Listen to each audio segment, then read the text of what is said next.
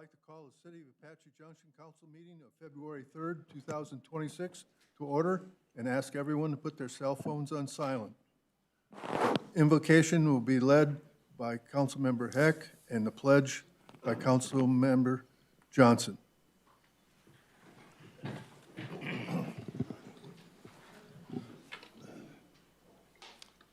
Heavenly Father, we thank you for the privilege and freedom we have of being able to gather together this evening to discuss city business.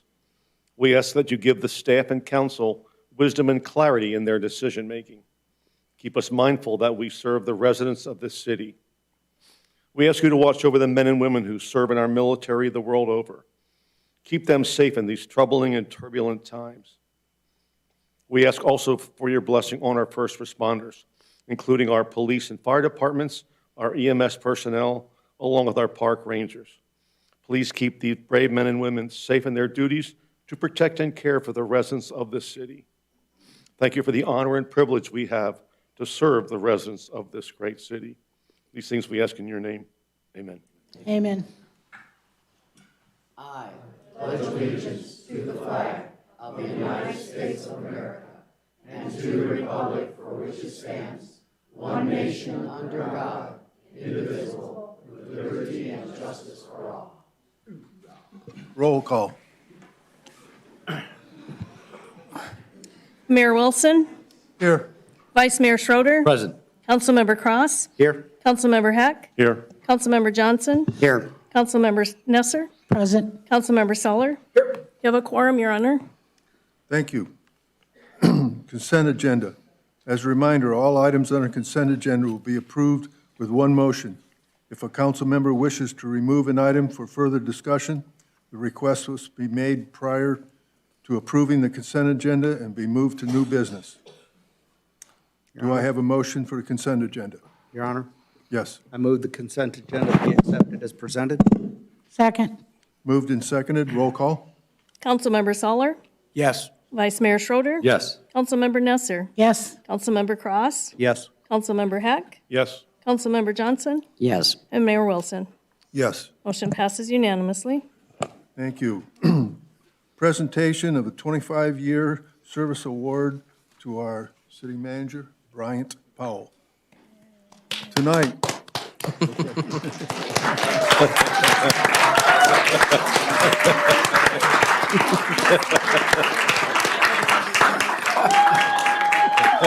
Oh, come on.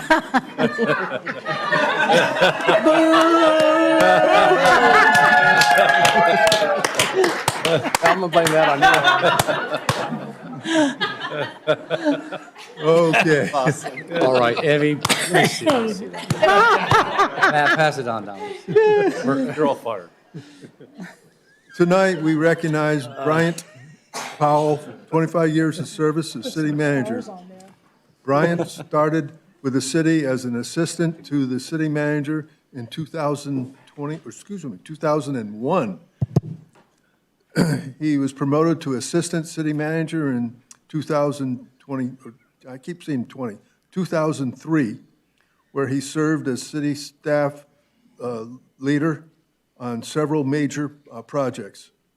These projects include construction of the City Hall, Municipal Court, Multi-Generation Center, library expansion, and the police department's remodel. In 2015, Bryant became the city manager. As city manager, Bryant works with the city council to develop and carry out strategic plans for our community. He focuses, has always been, to maintain and enhance the quality of life for everyone who lives, visits, works, and invests in Apache Junction. Bryant has more than 28 years of experience in local government and holds a Master of Public Administration degree from Brigham Young University. He and his family call Apache Junction home. Bryant and his wife, Jenny, have 3 daughters who were all born and raised here in our community. We are grateful for his many years of service and for his unwavering commitment to making Apache Junction a great place to live, work, play. And this time, I'd like to invite the city manager Matt Busby to say a few words. Matt. Thank you, Mayor. Tonight, we recognize a truly special event. 25 years is a long time, Bryant. It's really awesome. Since joining the city in 2001, Bryant has shaped this organization not just through his leadership, but through his mentorship, professionalism, and steady commitment to public service and the council manager form of local governance. Many of us here are better leaders and people because of him, and I'm personally grateful for his guidance and example. He has an obvious love for this community and its success. And it is clear to anyone who has followed Apache Junction for any amount of time that he has had a positive and lasting impact on this great community. But Bryant's impact extends beyond this city.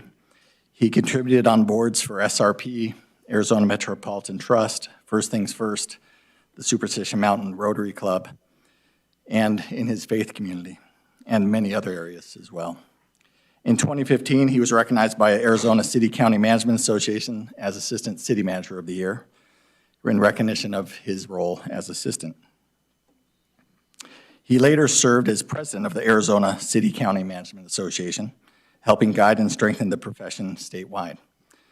And most recently in 2024, Bryant received the John Dabalski Professional Excellence Award, ACMA's highest honor for city managers, recognizing a career defined by integrity, service, and leadership.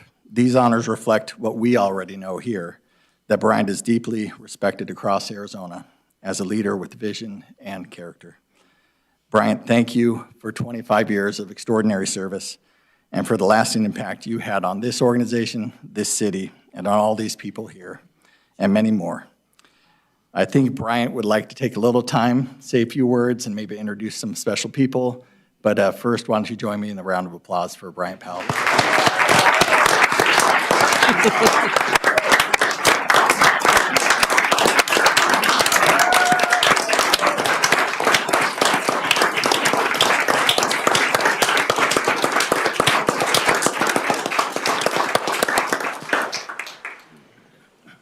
Bryant, will you come out to the podium for me? Okay. Well, he's coming up. I just want to thank all these people for showing up for Bryant's 25-year award.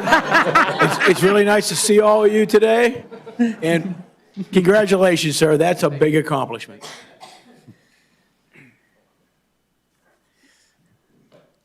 Got to free up my hands here. First off, I want to present you for, there we go. Spare no expense on that. Well, we got a letter here signed by me in the aspect on you. The city recognizes all employees who have reached 5, 10, 15, 20, 25, and 30 years of employment with the City of Apache Junction. Congratulations. On February 5th, 2026, you will achieve your 25-year service for the City of Apache Junction. Your commitment to serving the community is accomplished that needs to be recognized and awarded. You will receive the first monetary portion of that in your service award, the first paycheck at the end of the quarter. Congratulations on your accomplishments. Thank you.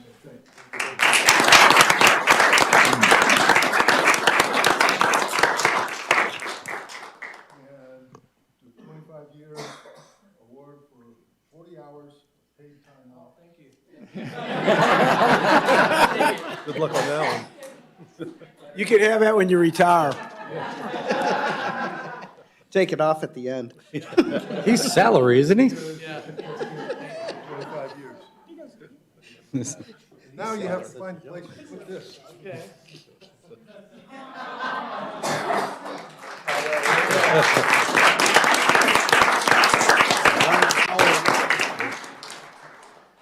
Now this wonderful little statuette award is presented to Bryant Powell. Thank you for 25 years of service with the City of Apache Junction, 2026. Thank you, Mayor. Thank you.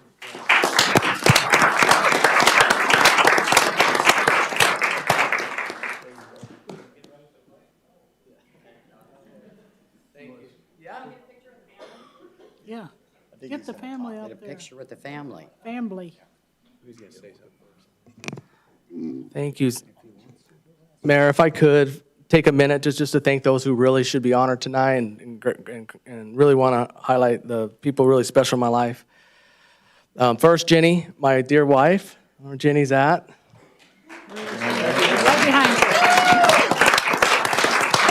When we moved here in 2001, we immediately started thinking about where could we go. We just had one baby and Audrey here, and we thought, well, let's look in the city, and we found a wonderful home there off of it's really off of Ironwood Estates 2, Baseline and Tomahawk, and where we raised our family, you know. And Lauren, and Audrey and Lauren, if you'll stand, my two daughters, yeah.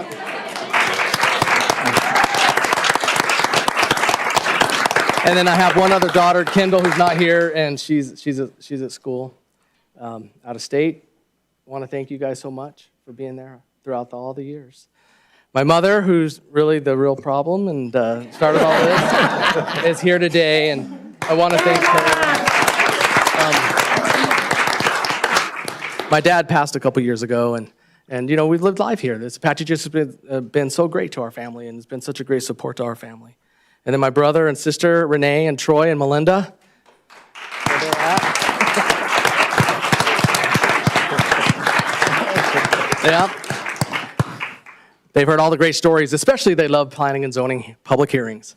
And the opportunity to be in democracy that they've heard. So I really wanted just to say to the staff, you've been such a great blessing to me. I'm so grateful to the council for supporting me and allowing us to create a great team that does some great work here, that implements your priorities. And ultimately, like I said, Apache Junction has just been such a great place. It's been good to all of us. I hope that we can keep the great work going and express my gratitude to my family so much, and wanted to use the time to thank them. And I'm so grateful for the opportunity to be able to be a steward of some of the work here. And like I said earlier, when we were talking about 2001 and we were in the trailers and how much things have changed, you know, and the ability to get to have this building, and it's paid off, and now we're doing other projects. So thank you for this recognition, and to me, it's an honor to be a part of it. That's it. Thanks, Brian. Let's bring the family up. Bring your family up for a picture. Bring the family up for a picture. Sorry, all of you got to come up. All right, now they have to come up. Come on, family. Come on. The whole family, come on up. Sisters too. Nieces, brother-in-laws.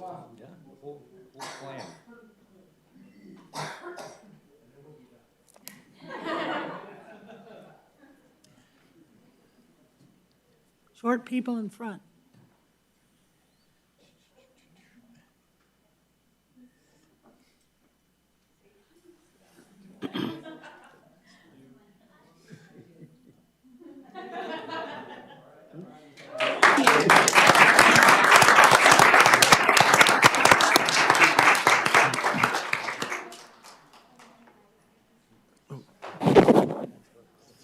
Love the face. I'm going to keep it up here the whole meeting. You bet. Sorry, man. Looking over my shoulder. Thank you. Thanks for letting us out. You always knew you breathed down your back.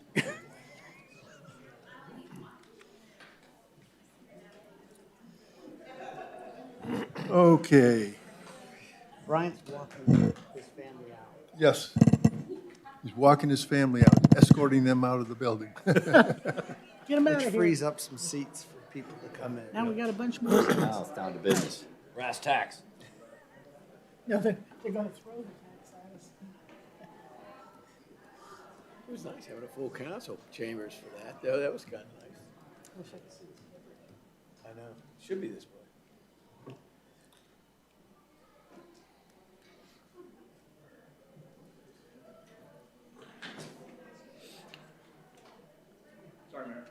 Grab Okay, some we'll empty go ahead and seats. continue on. Regional intergovernmental meetings, updates from the council. Your Honor. Yes. Last week, I had the distinct pleasure of going to my first Greater Phoenix Economic Council Board meeting as the new representative of Apache Junction. And I was able to go to that with Ryan, our Economic Development Director. It was very nice to meet the new president and CEO, Christine McKay, who shared with us her vision for how to go forward. And she talked a lot about the areas that are still to be on the radar, and we're one of those. And that's something that I was really happy to be able to have a conversation with her about bringing more jobs to our area now that Mesa has built out so far east that we're the next place on the agenda. I wanted to pass that along. Anyone else? Mayor? Yes. All of us attended the Sunt groundbreaking, Sunt Construction. It's going to be a great thing for AJ. When they get open, it's going to create 100 jobs, and they're already talking about expanding that facility that's going in and creating more jobs. And the nice thing about them is they are an employee-owned company. So the people that work there are very loyal, and they take care of them very well. So that's a big plus for Apache Junction to get that type of company to come in. And it's going to create jobs for our people, so that's good. And they work with the community college over here, which is going to really be nice because that's going to help them get their employees. Okay, I'm going to make one comment. This weekend, we had the Blues and Brews at the, yeah. You want to go back? Okay. I'll start with this one. We had I would say, renaming of a street here in Apache Junction, that's down south, that to Officer Fazio. Fazio, excuse me, lost his name, Fazio away. And it was an honor to be down there to re-meet his family again and do the presentation. There's the family of him. And they came in specifically for this, and it was very, say, inspirational. They also have a park now that is, area that is going to be designated in his honor as well. And it was a great day in the aspect of doing this, and it was something that, unfortunately, we were identifying and recognizing an officer that has fallen from our city, and it's the first one that we've lost in a situation like this. Also, well, there's the Sunt groundbreaking that we all did, and we threw a little bit of dirt in the air in the aspects on this, but it was something that was unique in the aspect on it, and it's something great that's coming to our community. Initially, it's going to be over 100 jobs in our community, so that's a golden opportunity for us to keep growing. It's something that we've been working towards for several years now, and it's coming to pass. And then this weekend, I was at the Blues and Brews Festival at the rodeo grounds, and it was enjoyable listening to the different groups from basically all across Arizona as well as in several other states. I thought was comical, one of the complaints was from a group from Oregon that had been down here. Our temperature was roughly, I'm going to say, in the mid-70s, a beautiful day for us, and they were complaining about the heat, how hot it was. And so it was comical hearing someone complain about the heat in the aspect, and we're all, well, if you notice, there's jackets around and everything, and we're there. But one of the things I wanted to definitely bring out in the aspect is that people were complimenting the improvements that have been done to the rodeo grounds right now and how they really like it and the aspect on it. And especially for, I would say, the ADA aspects of getting into the rodeo grounds. It is now going to be much easier for them getting in because it's now paved, or not paved, cemented sidewalks around for them to actually stroll on instead of having to go through this wonderful loose dirt. And it is something that I really was amazed at the number of people that walked up and complimented us on this and how well. And of course, I keep telling them there's more to come, and we're going to keep going forward. Mayor? Yes. I just want to go back to Officer Fazio. The council would like to thank Radiance and Blossom Rock and our citizens. It makes me very proud how, when we lost an officer, how our community pulled together to help the family and the police department through this. And then Radiance and Blossom Rock for putting up the street signs and donating the park. I really would like to say thank you for that. It means a lot. And thank you, community, for always being there for our employees, and especially when we lose tragically like that. And thank you, Chief, for being the leader you are. City Manager's report. You got back just in time. Thank you, Your Honor. Bryant Powell, City Manager. For tonight, I'd like to bring up Eli to provide a little bit of an update of some of our current events. This is prime time for AJ, and there's so many great things going on, and wanted to make sure we spent the time tonight talking about some of those. Yes, sir. Good evening.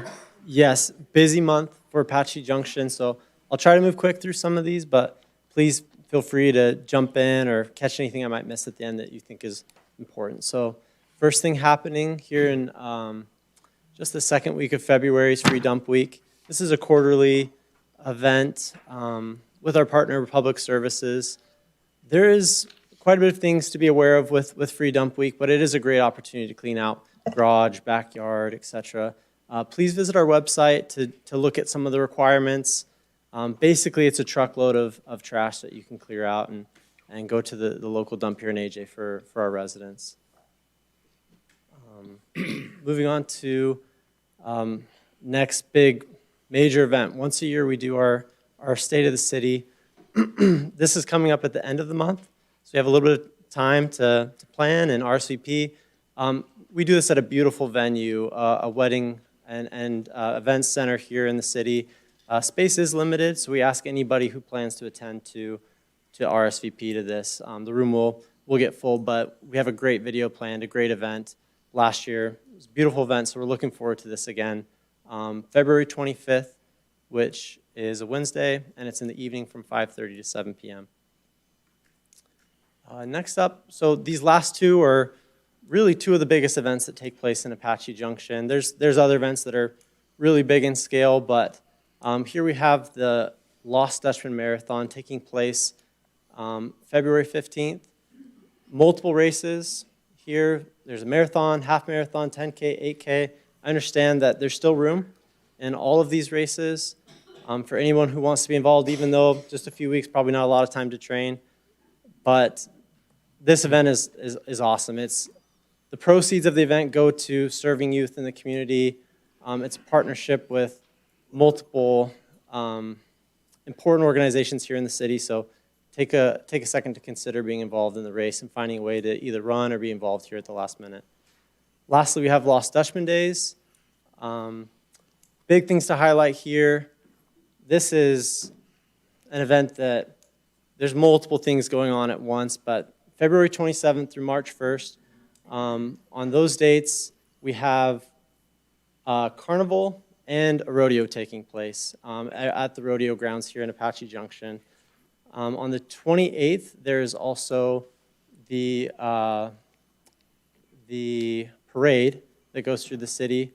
So we have a few weeks before this takes place. This is at the end of the month, so we'll have another council meeting to update you and to show a little bit more about the timeline for these events.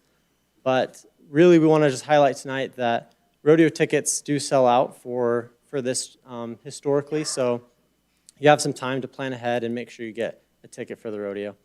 And that covers it for current events for this week. I want to add one thing.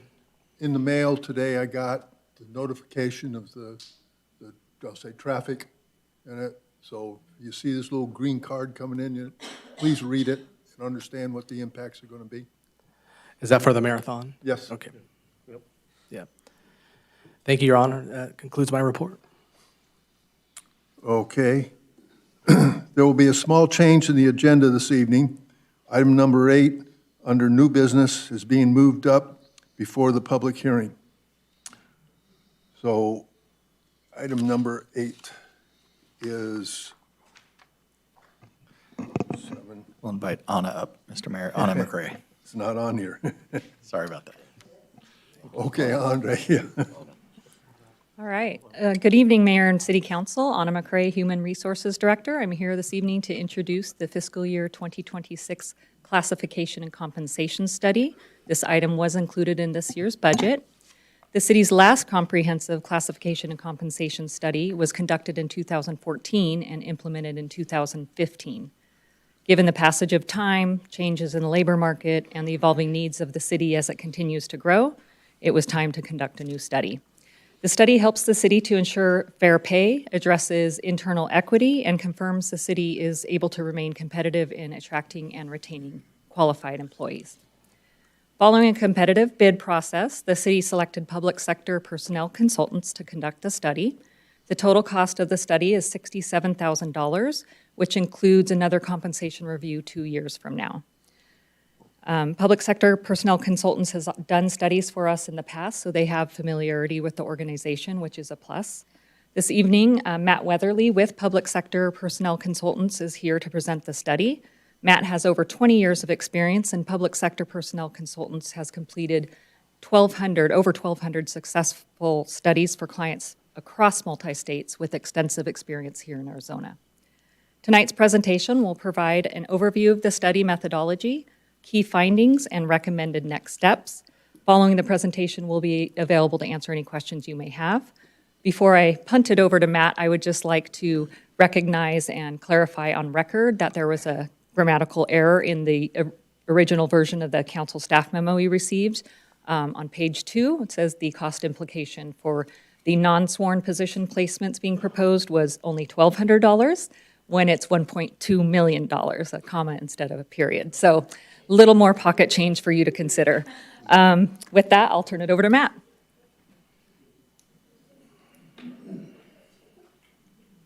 Good evening, Mr. Mayor, members of council. Appreciate the opportunity to be with you this evening. Home game for me. I live in Northeast Mesa, so I'm cheating, but I'm maybe one of the closest clients we've ever had. We have staff here in Arizona. We have staff in Texas and in California. Fortunate to work with about 50 or 60 cities around the United States every year. We meet an awful lot of very creative and very strong stewards. So it's been a pleasure to work with your city manager, and really neat for me to be here this evening just to kind of see that. We go to 30 or 40 council meetings a year, and you don't see that too terribly often. So congratulations, and really appreciate the opportunity. Your staff is amazing to work with, but what I've prepared I'll move through fairly quickly.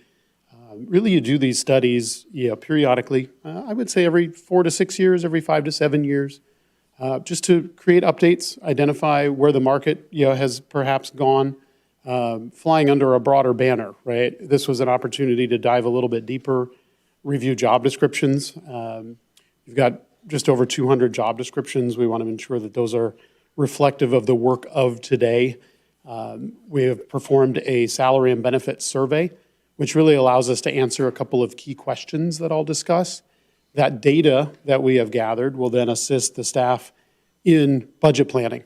Certainly, I want to arm you as decision makers with data to achieve a comfort level with establishing policy statements or philosophical statements around encouraging the recruitment and retention of qualified staff. Really, that's the broader banner that we're flying when you do these studies, whether it's looking at market data, reviewing job descriptions. It is all under retention, recruitment, being able to attract and keep our staff.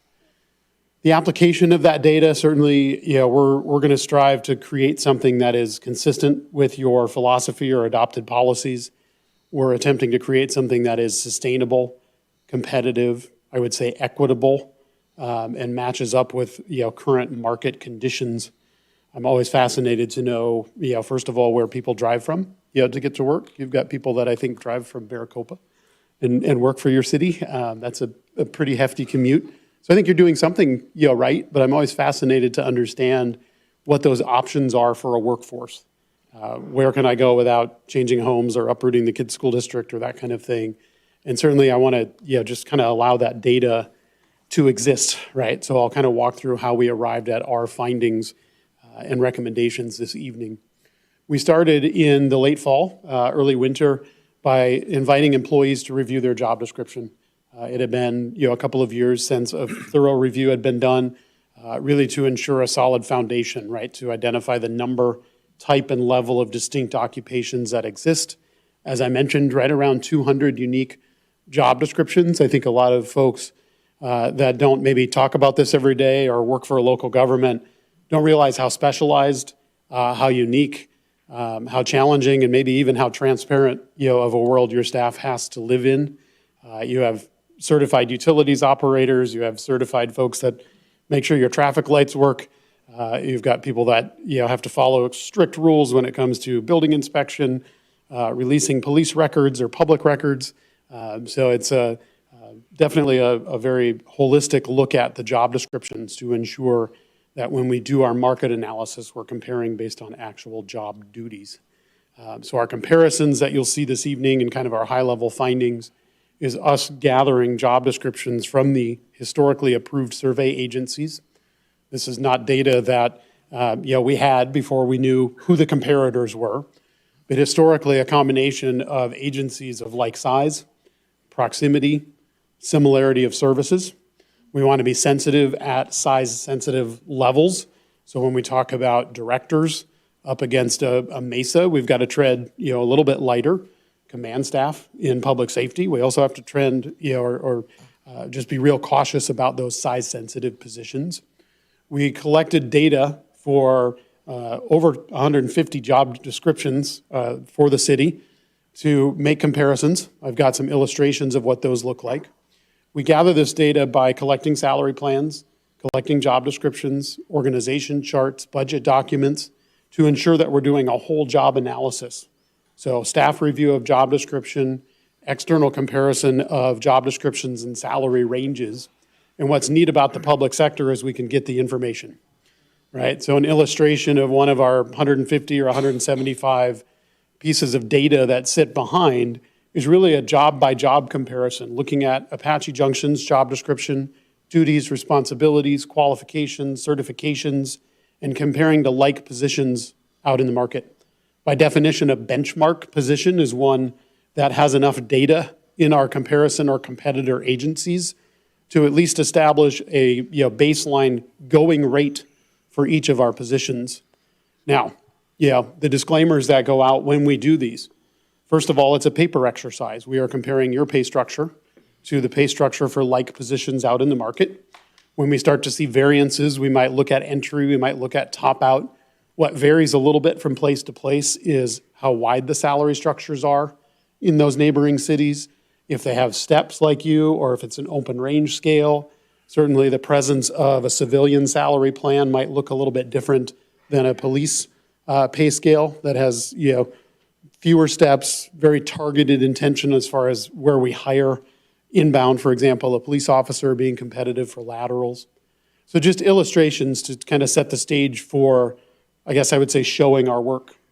What you'll notice is when we compare job duties, not just job titles, you do come back with a few different job titles out in the market, even for something as, I guess, reliable as a building inspector. Some places have Roman numerals. They have multiple levels. They have a 1, a 2, a 3, or a senior. So we have to be cautious about pulling the right level of data. What this illustration is showing us is representative, I think, of a broader theme. If I use plus or minus 5% to define competitive, again, just a paper exercise looking at your pay table, right? This would be an example of a position where we're starting to fall behind market, right? Wage growth post-COVID in the 15 to 20% range, unbelievably. Certainly very competitive to get and keep people. 2023 alone, you also experienced and you budgeted for more considerable salary adjustments in reaction to some of those inflationary measures, but it had been some time since we had looked at 150 plus jobs. Another example, the court clerk classification, really the pay table that I'm going to show you in a moment. We're going to use this market data to then propose updated pay grade placements to realign to market. My goal for all of our clients really is to ensure that each position has a similar relationship to market. Now, what we found is about 75% of the civilian positions and the broader majority of the sworn positions trend more than 5% behind market. So there had been considerable market movement since the last external analysis was performed. So again, using plus or minus 5%, about 75% of the civilian positions survey low. It did not discriminate. Almost all levels of jobs, from entry level to professional to highly specialized IT computer positions, those skilled trades positions, your signal light person, your equipment operator, your utility worker, all in that kind of more than 5% behind bucket. When we look at the police pay table, we're a little bit more sensitive about entry and top out. What we found is certainly at the command staff level, you were a little bit farther behind than at the officer and sergeant level. So a little bit less adjustment is proposed to try and get us back within 5% of market. Okay. Again, goal number one, where can we position each of our grade placements to ensure that positions have an equal relationship to market? Meaning, when we go into this, we tell the employees, hey, if your position is found to be pretty close to market, don't expect a pay increase as a result of the study. Then we shift into what's our regular budget plan? For example, a cost of living increase, right? So employees would still be eligible for that. I would guess maybe as long as they're not topped out, in their pay table or approaching the maximum of their pay structure. But those positions that are found to be behind, we want to realign to market. We do have positions that were at 85% of market, 92% of market, 94, 98% of market. The goal, if I redid my math with our proposed, would be for all positions to be within 5% of market. Eye exam, this is what your civilian salary table looks like. We are proposing, because we are talking about FY 2027, it's not an actionable item for this evening, but as we plan for the next year's budget, we want to anticipate that cost of living increase that is appropriate. So we're realigning positions to market. We're proposing a 2% COLA. And what this pay table affords us the opportunity to do is job by job, create logical and defensible grade placements. Now, where you do have career ladder opportunities, we also want to create some distinct differences between, for example, a worker, a senior, a crew leader, a supervisor, a manager. So it feels a little bit overwhelming to look at a structure that's got 35 or almost 40 pay grades on it, but we take advantage of having market data for all of those positions with the goal, again, of trying to get back to that market average. We are proposing adjustments to the sworn police pay table. It is not exclusive of a 2% COLA. It includes significant increases for some of the positions to realign to market. It also features 5% step opportunity for every rank and a sensitivity of removing the overlap that may exist, for example, between the top of an officer, the entry of a sergeant, the top of a sergeant, the bottom of a lieutenant. So ensuring that career path and that promotional salary adjustment eligibility is super critical, but then trying to kind of find the sweet spot, because you can sometimes only get so many things that you want. We want entry and top out for each rank to be competitive. We want consistent step wage growth opportunity for each rank, and we want to create those promotional incentives by removing that overlap from the top to the bottom of the next upper rank. Anna stole my thunder, but when we look at placing each job description back onto a pay grade, there is some movement. What we are proposing readjusts both sworn and civilian to be within 5% of market. It accounts for that 2% cost of living proposal, but the estimated cost of our study, of our implementation of the study, is at 1.2 plus benefits for civilian and about 600,000 plus benefits for sworn. That, I think, gets us most of my slides. I'll pause there, Mr. Mayor, in case there are questions or anything that you saw on the slides you'd like me to spend a little bit more time on. Yes. Your Honor. So, Matt, two questions. When you're completing these compensation studies with other cities, do you generally find they're pretty cooperative when you say, I'm calling on behalf of Apache Junction, and are they pretty cooperative with giving you all of the different levels and all that of their wages? They are. We do offer maybe an unanalyzed version of all of the raw results, given that it is public information. budget documents, a lot of recruiting, websites at the municipal level. So it's a very soft, polite knock, I think on the door. I'd be remiss in not mentioning the benefits is a little bit more detailed. We looked at health insurance contributions. We looked at paid time off accruals, ad pay, certification pay. There's probably a little bit more onerous for those cities to participate because it is a little bit more kind of custom as far as the questions asked and the detail asked. But yeah, certainly we share those results back with the participants as kind of a little bit of an incentive. So better than 95% participation, I would say, in the data that we go after. Good. We stay in our public sector lane pretty well, I think. Thank you. Mayor? Good. Another question. This might be for Anna. With a new hire, do we do any kind of probationary period that we hire them and then they get an adjustment after that? Do we do that? So with new hires, we have an initial probation period of 1 year. And for transitional probation, when an employee promotes, they're on a transitional probation for 6 months. At the end of those, there is no bonus pay for meeting that probation. All of the step increases or COLAs that are presented are part of the budget process each year. Okay. I would like to just add one other comment. If there are positions, which there are a few, that are found to be within market that will not be moving to a new grade in our pay scale, what we've done in the past for those employees in those positions, we have allocated a step increase. So nobody is not getting zero. Unless they're topped out, then they would still qualify for the COLA. Thank you. Yes. It says here that our command rank for the police is below the market value. What are you recommending for that? Yeah, pretty significant adjustments, particularly at the top end for lieutenant and for commander. With a sensitivity to having maybe one big bully, no offense, but one big bully in Mesa. At the command level, those are positions that oversee hundreds, maybe, of staff, depending on that. I'm a lieutenant in Mesa. I understand. So yeah, being cautious there, but those are, I believe, 12 to 15% salary adjustments proposed at those command staff. Yeah, because I know we were really deficient in that area. Yeah. Yeah, and we're not great at pumping out more of you, unfortunately. So yeah, pretty significant adjustments there. Okay, thank you. Just to realign back to 5% or within 5%. Thank you, sir. Yeah. On these pay tables, these steps 1 through 9, they represent years? Like every year? Generally. Typically, yeah, we'd bring in a recruit at the 67, and once they finish the academy and their field training officer duty, then they would go to the step 1.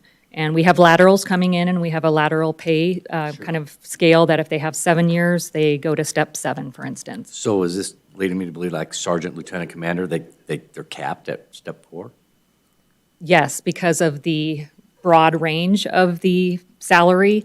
If we start putting more steps, 9 steps on a sergeant versus an officer, we're going to start seeing a big deviation within market. What we're trying to accomplish is that 50 percentile, the 5 below or beyond, plus or minus 5% of the middle of the market. You're going to start to see huge fluctuations if we start adding more steps to that in the terms of where we are competitively. And so, just for the public, these things are considered because we don't want Apache Junction to become a training ground for qualified people to work here, just for them to get their training here and move to another bigger city for higher salaries. That's the main purpose behind this, is it not? That is correct. We want to attract and retain qualified employees, and this helps us do that. We spend a lot of money to train law enforcement officers, and to lose them hurts because they take all that training with them that we paid for. So we got to stay in the levels where you're talking, the 5% here or there. But yeah, it's very, very important. Anyone else? Thank you very much. Thank you. Thank you, Matthew. There's no motion required, so now we're going to go, excuse me, to the public hearing. Discussion and public hearing and consideration of resolution number 25-24. Nick.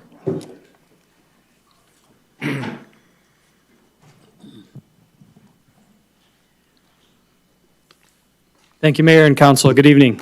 I'm Nick Leftwich, planner for the City of Apache Junction. And although we have seen this several times, I will be presenting a brief presentation for the Roers 88 North Project, P2538 CUP, for the benefit of the public here tonight. The applicant, Roers Companies, is requesting a conditional use permit in order to construct a 300-unit multifamily residential rental community at the Idaho and Scenic Street alignment. This is in the manner shown here, which I will get into further detail. The existing zoning of the property is the B3 City Center zoning district, which is the downtown zone that allows a variety of uses, ranging from commercial, the mixed use, and higher density residential purposes in order to facilitate a downtown core. It has similar zoning of the B3 City Center to the south, north, and west, while there is also other multifamily residential zoning as we look to the east. Though as we go further east, we come across the border of the downtown where we reach lower density residential, such as is shown in the northeast corner here. The general plan land use designation of the property is the downtown mixed use core.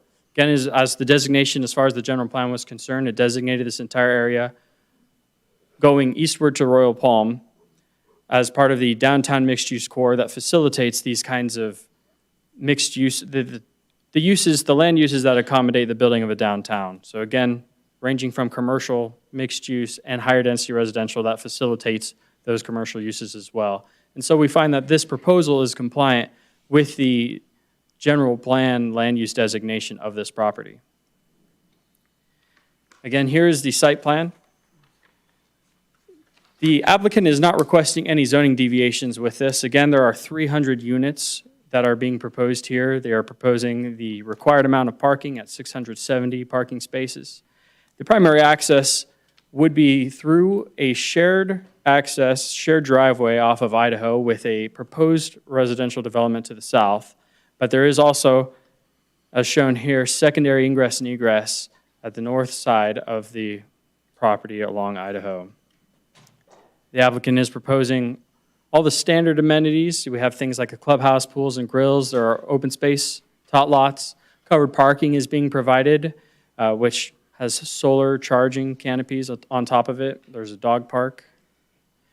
And notably, the applicant is providing a public multi-use trail that would integrate within our downtown trail network that we have been working on.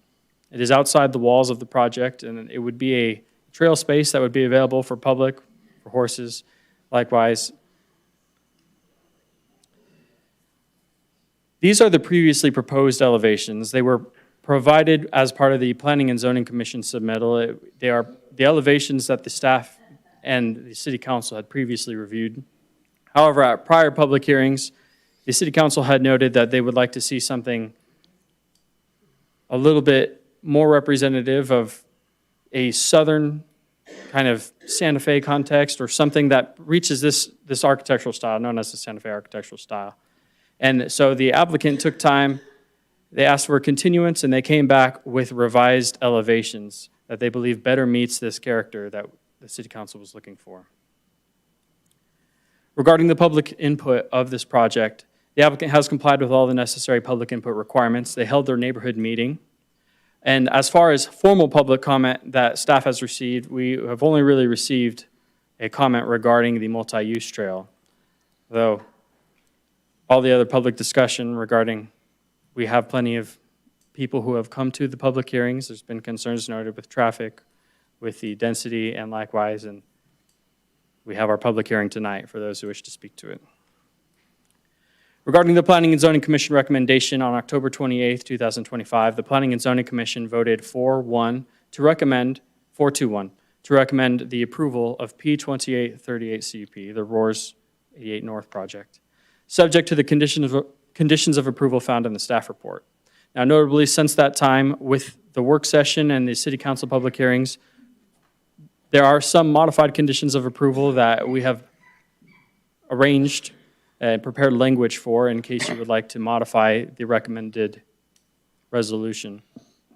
So there is the modification to condition of approval number 1, which would note if you would like to adopt the newer elevations, it would just note to adopt the elevations dated on January 20th, 2026. And then there is also the proposed additional condition of approval number 11, which would be that the project would have a dedicated residential unit for live-in management employee to reside on site for continuous management presence, as was desired and expressed in prior public hearing.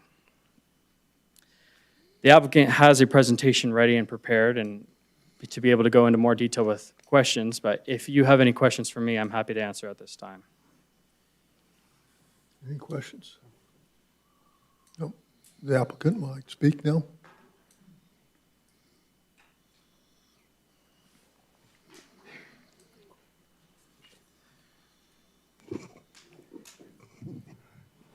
Good evening, Mayor Wilson, Vice Mayor Schroeder, members of the council. My name is Greg Davis with Iplan Consulting. I'm a land planner that's assigned to this project, working with Peter Schroeder with the Roers Companies, and he'll be available to answer any questions as well.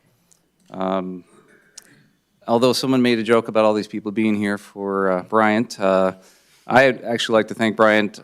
I've been in this business for 25 years, worked with a lot of city managers, and he is by far my favorite because he, makes the extra effort to try to communicate things back and forth, try to find solutions. A lot of our business is about finding middle ground and compromise and solutions, which is hard to do in a political environment, and city managers are sometimes afraid to step up and take that role.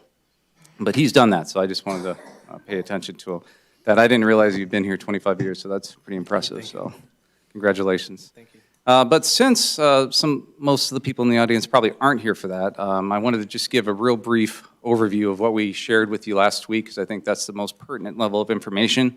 It'll be very high level, though, since you've already seen it. And then I want to talk a little bit about LIHTC. LIHTC is something that we brought up and discussed with all of you at various levels, at various depths. But we've kind of heard that maybe there's some questions about that, and given the audience tonight probably knows very little, if nothing, about that, we thought we'd at least give an overview and then open it up for any kind of questions that you have for us. And then obviously, if we need to respond to any citizen input, we'd be happy to do that. So 2 weeks ago, we met and we talked about a few things. The first, which staff already touched on, was the live-in on-site management. Staff included a stipulation, which he covered, so we're all good on that with our end, if you guys are with that language. And then we kind of did a deep dive into traffic. Traffic is obviously a major concern with any project, but when you're dealing with a downtown that you guys want to create, that's going to create a lot of traffic, and projects start coming in, you have to kind of wade into that. So we shared an original study that was approved by ADOT back in 2022, and then we had heard that you guys would like to see that updated, and so we did that, and we gave it to our traffic engineer, who's also here to speak to that if you have any questions. And they extrapolated the information and came up with the traffic statement that we shared with you, and that I went over with this table 2 weeks ago. And obviously, the conclusion of that was that there is some degradation in the roadway network in those intersections because of this project, but they still operate at a level of service D or better, which is what's acceptable at the national level. So again, we'll be glad to go deeper into that if you'd like, but that was our second point of discussion. And the third was the building elevations. We shared what we had previously come up with, and trying to find that balance between what the council wants to see, what we can build, what's going to be acceptable is always a challenge. So this is where we've landed, and we're really happy with this design. We hope to move forward with this as it's presented. So the last thing that we talked about at the meeting was how this project is consistent with your governing documents. The whole goal of us being here and for HUD Hassel to be bringing us to the site was to implement the town's plan for the downtown core. The downtown core is very important for the future of the city, and it's important to develop it in a manner consistent with your plan. And so we went into it with the philosophy that we're going to comply with everything that the city is asking for. We have the general plan city center or downtown designation that we're compliant with, and that's a voter-approved document. The zoning allows the use subject to the use permit. Most of the uses that are allowed by right are much more intense from a traffic standpoint and just intensity standpoint. And we're not asking for any deviations for that. Plus, we already do have an extra buffer along our east side that's 50 feet beyond what's required. And then the most important document is that 2024 Downtown Master Plan, which calls for high-density residential in this location. And that's why we've fought for this and been down this path for so long, trying to find a compromise with the council and the city on how this might work. And because of that, we got to a point where staff did support this case and does support this case, and we had a positive recommendation from the Planning Commission. So we feel very confident that we are meeting all of the CUP findings for this project, and it is meeting the intent of what all your government documents are and want to see here. And so that's what we covered 2 weeks ago, and so tonight I'll give a brief overview on LIHTC, just to remind us all.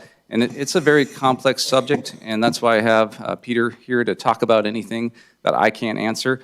But LIHTC was basically a program that was developed in the 90s to kind of fix the problems of other types of affordable housing projects. A lot of people are familiar with Section 8 type of housing. That was developed back in the 60s and implemented through the 70s and 80s, and it has a lot of problems associated with it over time. And although this LIHTC isn't a direct replacement for it, it does solve a lot of those issues that came along with that. And that's why it's such a popular program now, which I'll talk about as well. So first and foremost, this is not Section 8 housing. So here's a couple key differences between the two. Section 8 has funding that goes directly to the participant or the resident. It's a cash voucher that they can use to help supplement their income levels so they can qualify and spend that at each place. The problem is that that kind of hides how much income they have. And so the developer ends up having to lower the rent to keep the occupancy full, and that means he builds it to a lower standard. So a lot of the issues that we see are long-term in Section 8 housing because they were never built to a market rate type of standard.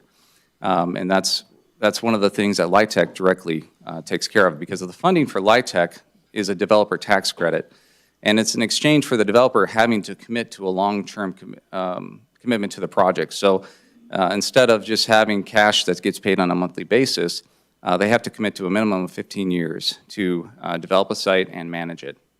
And what that does is it makes them more responsible for the project. If any of us were going to build something that we had to live with for 15 years or more, we're going to do a better job building it up front. And that's going to result in a better overall project, and it is also built to market rate standards. The other element to LIHTC that's important is that the residents don't get vouchers. They actually have to qualify with their own income. So they can't make up income, they can't use that voucher instead of their income. They actually have to prove their income, and their income levels have to be double what the minimum rent is. So in this project, it's about $30,000. So that's the minimum that they can have to come in here, and they still have to pass all of the resident background checks. So if someone went to the Wolf project and didn't get in because of a background check, they wouldn't get in here either. They are meant to be livable and look like the exact same as a market rate project. And how that is implemented is through the rental price. So instead of vouchers being given to the residents, the commitment is that the developer is going to artificially lower the rent for that period of time, and that's what is the mechanism for getting the folks into the place. So the rent is set up by the Department of Housing and Urban Development, or HUD is their acronym, and they base the rent on the 60th percentile of the area median income. And it's not just Apache Junction, it's actually like all of Phoenix or East Phoenix, so it's a pretty big area. And so for 2025, these are the numbers that would have been applicable to this project if it would have been built. So you have a range of 1,200 to 1,950. And one thing it's important to note is that does include the utilities. And so when you look at this, you say 1,500 for a two-bedroom. Well, that's not very cheap, that's not very low income, and that's true. But when you include all the utilities and you compare it to the market rate projects, it's going to be 20 to 30% less. And that's the whole intent of it. This isn't meant to serve the very lowest income of our community. It's meant to serve the lower middle class section of the community, the people that are moving into town for new jobs that need a place to stay. That's exactly what this place is. And the HUD process also includes a minimum level of income and a maximum level of income. And so here's a graph that we put together that, again, is based on their 2025 numbers. And that shows you, based upon your size of household, what the minimum and maximum incomes are. So you understand that the maximum is there to, reserve this for people that need a little more help with their housing. But the minimum is actually done, one, to make sure they can afford the place, but also they have a restriction on how much of your income can go towards rent. In a market rate project, you can spend 40, 50, 60% of your income on rent. And then you'll have very little left over for any discretional spending. Being part of this program limits that so that you'll have money left over, so that you will be able to go to the restaurants and shop, et cetera, and spend money. So it's a good program because it helps people learn how to spend, it helps people get their feet underneath them, and hopefully stay in the community and buy a house, 2 to 3, 4 years later. So that's the whole intent of what LIHTC is and how it's administered in this process. So the benefits are, not only are we providing more housing opportunities, but we're providing more spending power that the city benefits from as well. And at the end of the day, the project looks and lives like a market rate project. And we've purposely looked at this site downtown because we think this is the perfect place for where this type of project needs to be. It really creates a symbiotic relationship because the residents get the benefit of having the walkability to potential jobs, to retail, to restaurants, and the businesses get the benefit of having customers and potential employees right across the street. So it makes sense.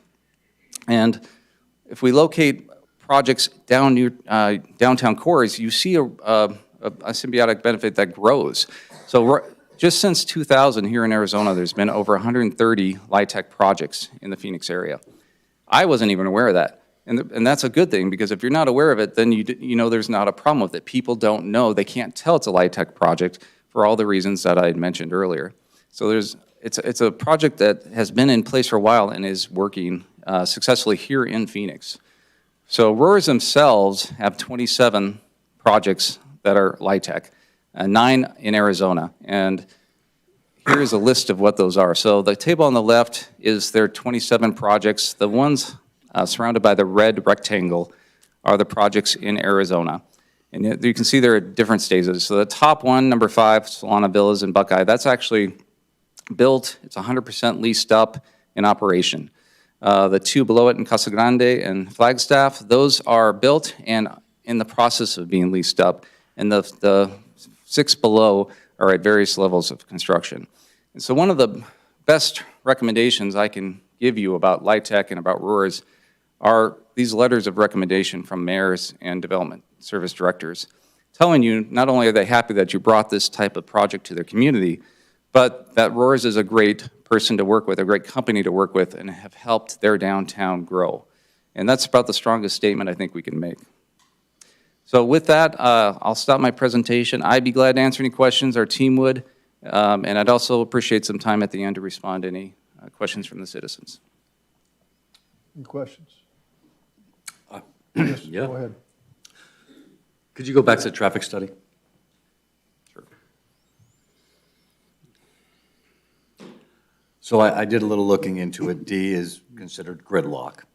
But that's not so much the issue I have. One of the main issues I have on this traffic study is that it didn't include the 300-unit apartment complex groundbreaking just west of this area, no more than just a few blocks. So that's an issue for me. And then could you scroll up a couple more slides? Keep going to where, a little bit more. That's the front of it. Yeah, That's the first slide. No, yeah, keep going. It's the one with, this one. Okay. This one. So this diagram you have here, where'd you come up with this? This is out of the downtown master plan. Okay. All right, so, because I see here, there's a section there marked future improvements. And that's a fully functioning retail and dining shopping center. So it's curiosity that we would just assume that that place is to be level. And I'm just curious on where, I mean, you got that through the city's master plan? Yes, sir. That's okay. We try to use the city's documents for everything for that reason. Okay, thank you. Anyone else? Yes. Greg? Yes, sir. Heard a term, the Goldilocks principle or something. Can you explain what that means? Something like Goldilocks something? Real quick, do you guys remember that discussion? Oh, okay, I apologize. So a lot of different things that filled in the Goldilocks. But so in the terms of the discussion we're having is finding that middle zone between affordability and being able to increase the level of rent for the surrounding communities. So right now, we've looked at the rental pool of the area, and this project will actually be a little bit higher than the bottom rents of the area, but they're not as high as the market rate. So the Goldilocks term is just finding that middle ground that really helps that middle class, because a lot of them could move into a market rate of project, but that may take 50% of their income, not leaving much else left over. But moving into something else that's less affordable may not be appropriate for their family. So this project gives you that livability of a market rate project, but does so at a lower price, which we feel is kind of a Goldilocks zone as far as affordability.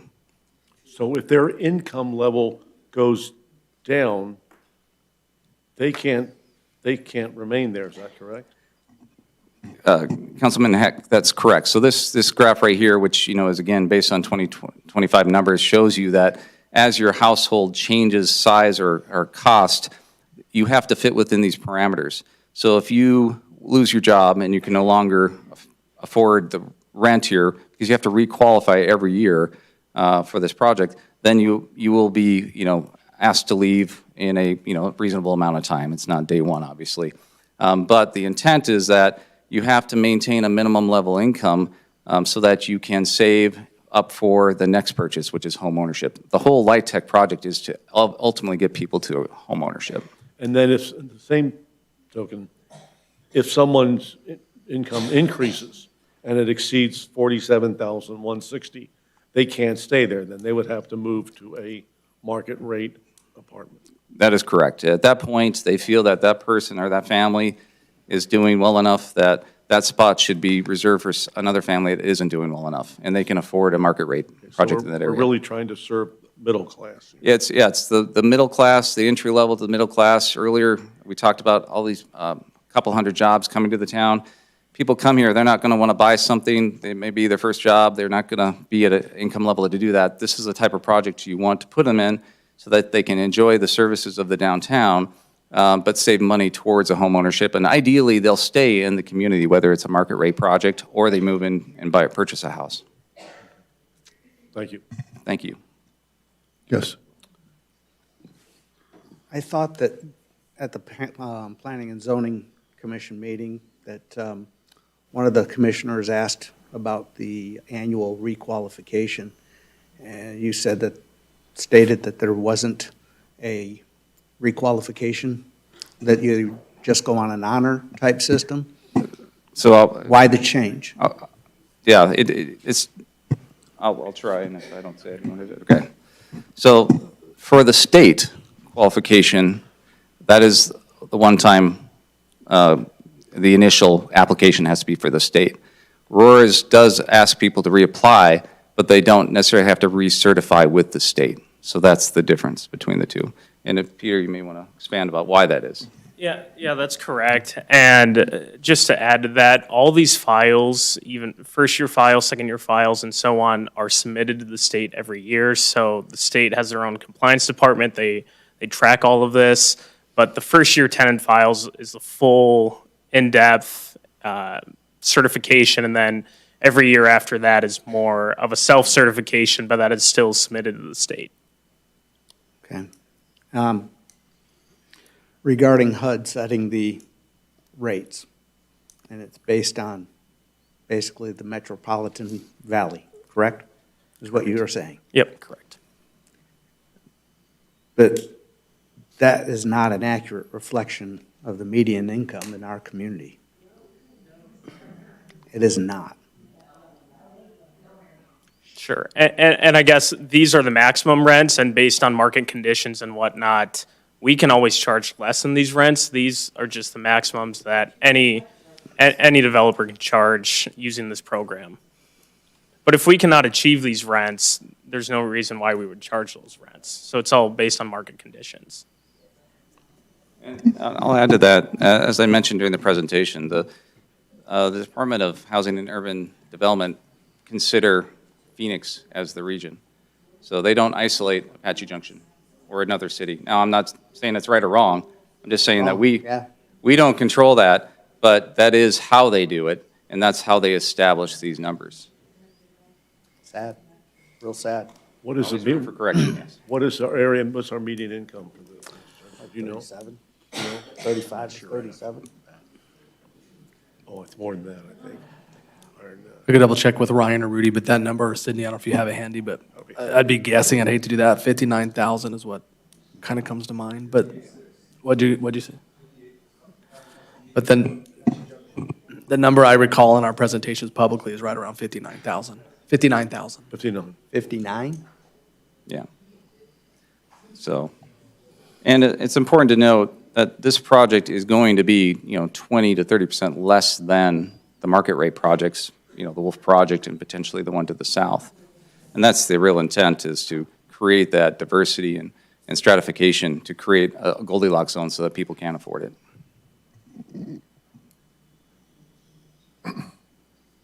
Anyone else? Okay.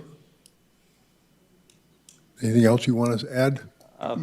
Not at this time, sir, but if there's questions from the residents that we can answer, I'd be happy to come back up. Okay, at the end. Okay. Yep, thank you, sir. All right. I will now have opened the public hearing. There is a 5-minute time limit with a 1-minute warning you will hear. Please state your name and address for the record. I'm going to ask a little favor in the aspect on it. Can I get everyone to stand that is for this project? Can you please stand up?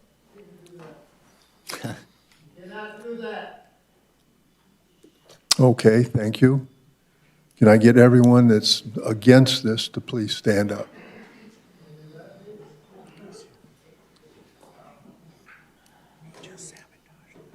I know. All right. Thought he wasn't able to do that. Thank you. Now I will open it to the public. Would anyone like to speak on this matter now? Yes, go ahead. Mayor Wilson, Vice Mayor Schroeder, members of the City Council, my name is Carl Hewish with Bellaflor Communities. Thank you again for attending our Skyline groundbreaking ceremony. Appreciate your attendance and support. It was a lot of fun. Bryant, congratulations, 25 years, that's incredible.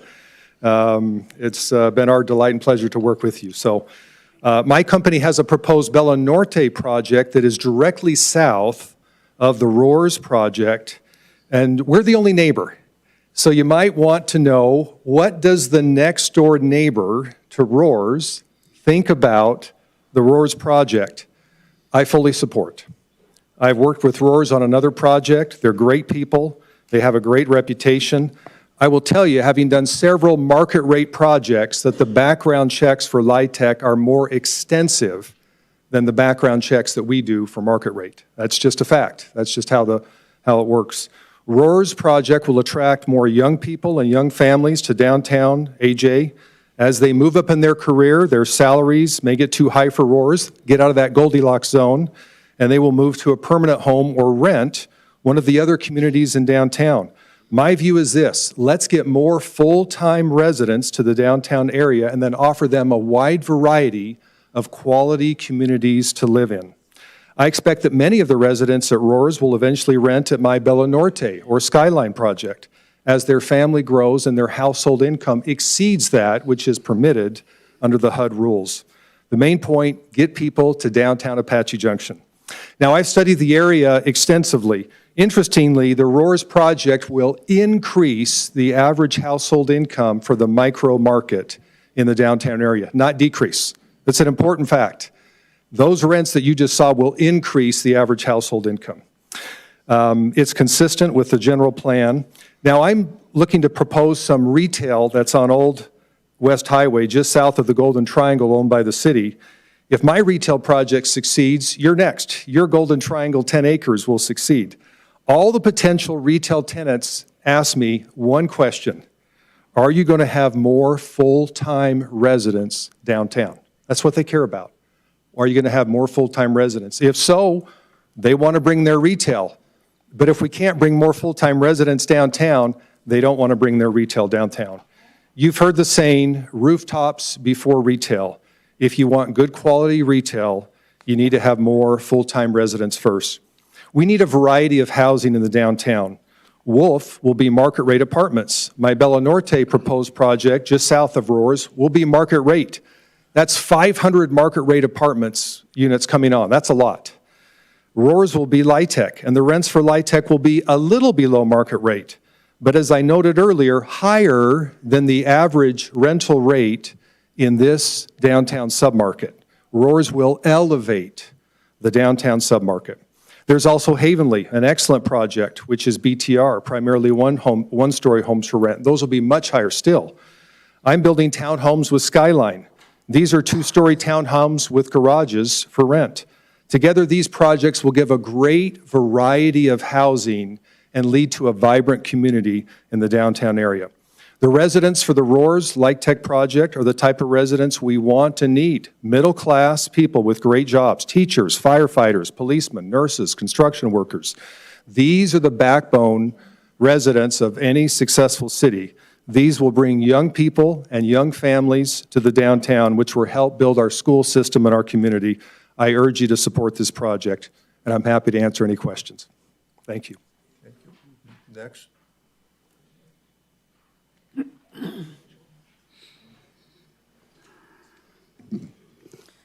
Donna Carr, Apache Junction resident.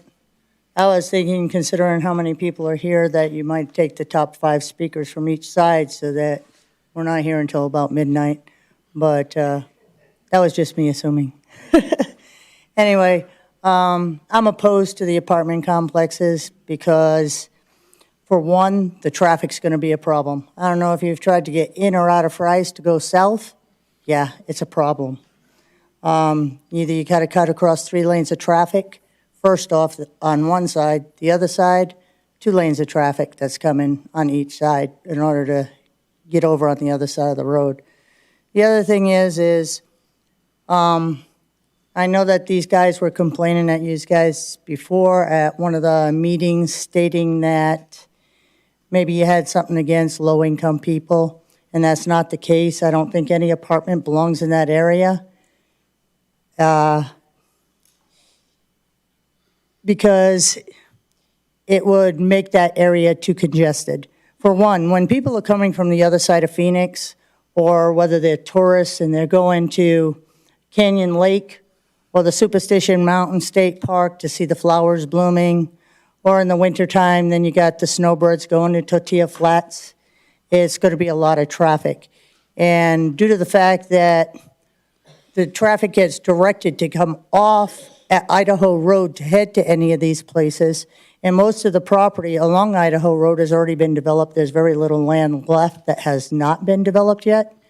I think it would be better used to put restaurants or gift shops, something like that in there that will catch the tourists as they're coming and they're going. Or for people to stop to be able to have a bite to eat coming back from Canyon Lake. I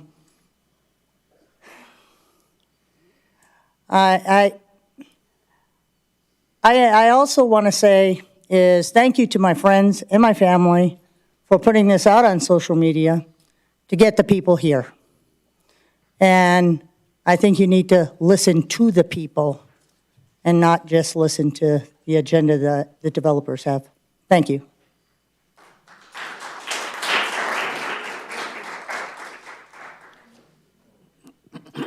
Mahmoud Mohyuddin, 2341 North Apache Trail, Apache Junction, Arizona. As a small business owner in Apache Junction, one need to find out, the council member need to find out if they're getting any federal funding or tax credits. That's our tax dollar, we work hard for it. And they're getting out that stuff that's unacceptable. Thing is that low-income people, I understand that. This country is called the land of opportunity. I was broke, came this country, I work hard. And this country give you every single thing what you want. You work hard at it. I am a business owner. I have 2 employees quit, paying $20 an hour as a dishwasher guy. He don't want to work because he's getting the state funding and federal funding. They said they don't want to work. That's kind of community we're going to build in Apache Junction. We need to move forward, not going to backward. We do not want to be a South Phoenix. We want to be a better community in this town. And I highly say that do not recommend that project. They say $20,000 or $22,000 or $30,000 income a year. Weekly comes out $572 a week. Little $2,100 or $2,200, that's, making money on it, paying the phone bill, electric bill, water bill, all the other food bill, all that stuff, how much money they have left. And they're not going to work, they're not going to look for it because they have cheap apartments over there. That's our reputation going to go down. We need to build this town, make more integrity, better place, and open this place, change the zoning on as a commercial, build a small shopping center, just like in downtown Chandler, Gilbert. They have a restaurant, they have a bar, they have a coffee shop, they have a gift shop, all that stuff. We need to bring over here, the people can come and spend their money. In Apache Junction, we can generate more tax dollars. And the last note, Bryant Powell, thank you very much for your service. Thank you, sir. Good question, Mr. Vice Mayor. Thank you. Next.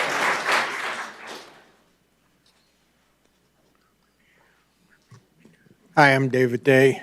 I live in Apache Junction. I'm opposed, basically, on the grounds that there is no infrastructure. Are you going to come to us in 6 months after you build this place and say, hey, we have to raise your taxes because we need a new ladder truck because we have these 3-story apartment complexes, or we need a new fire station, or we need more police, or we need more roads? Fix your infrastructure before you build your city. Any building you build will not stand without a good, solid foundation underneath it. You have no foundation. You're building a building in the middle of the lake. There's nothing to hold it up. Thank you. Thank you.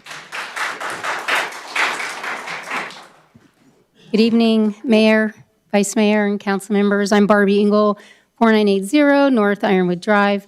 For me, this project, it serves, the area that they're wanting to build in serves as a gateway for all of the people that are coming through Apache Junction to go to the mountains, to go to Canyon Lake or Tortilla Flats. And for me, I'm here to ask you to vote no. First, the traffic is already a major concern. We already have a D score. I think when you add in the additional traffic that it's going to bring, that is going to be here full time, I don't think this is the right location. I think that it would be better served in the southeast area of Apache Junction versus in this beautiful area. Second, our infrastructure, roads, water services, emergency services are going to take a major hit, and just as the last person just spoke about. Third is we've seen from histories that other developments in the area, Royal Palms Apartments, have fallen short of maintaining a higher standard, which they said that they would do when they brought their community in. I don't want to fall into that same outcome. And I want retailers to come to our downtown and bring the people who are coming to visit, as well as the people who live here in Apache Junction, something good that will be able to sustain and support and bring a community together. And I mean the whole community of Apache Junction, where people want to come and participate. And when I've attended the planning and meetings for what the downtown should look like and given my input, that was something that we thought, oh, this is going to be great. This is going to be built up in a way that is supportive of all of Apache Junction. This does not do that for us. And finally, I recognize that we do have a need for more affordable housing for teachers and social workers and police and other workers. But we need to make sure that we are doing it in a well thought out way for Apache Junction. So I'm asking you tonight to please vote no. Thank you.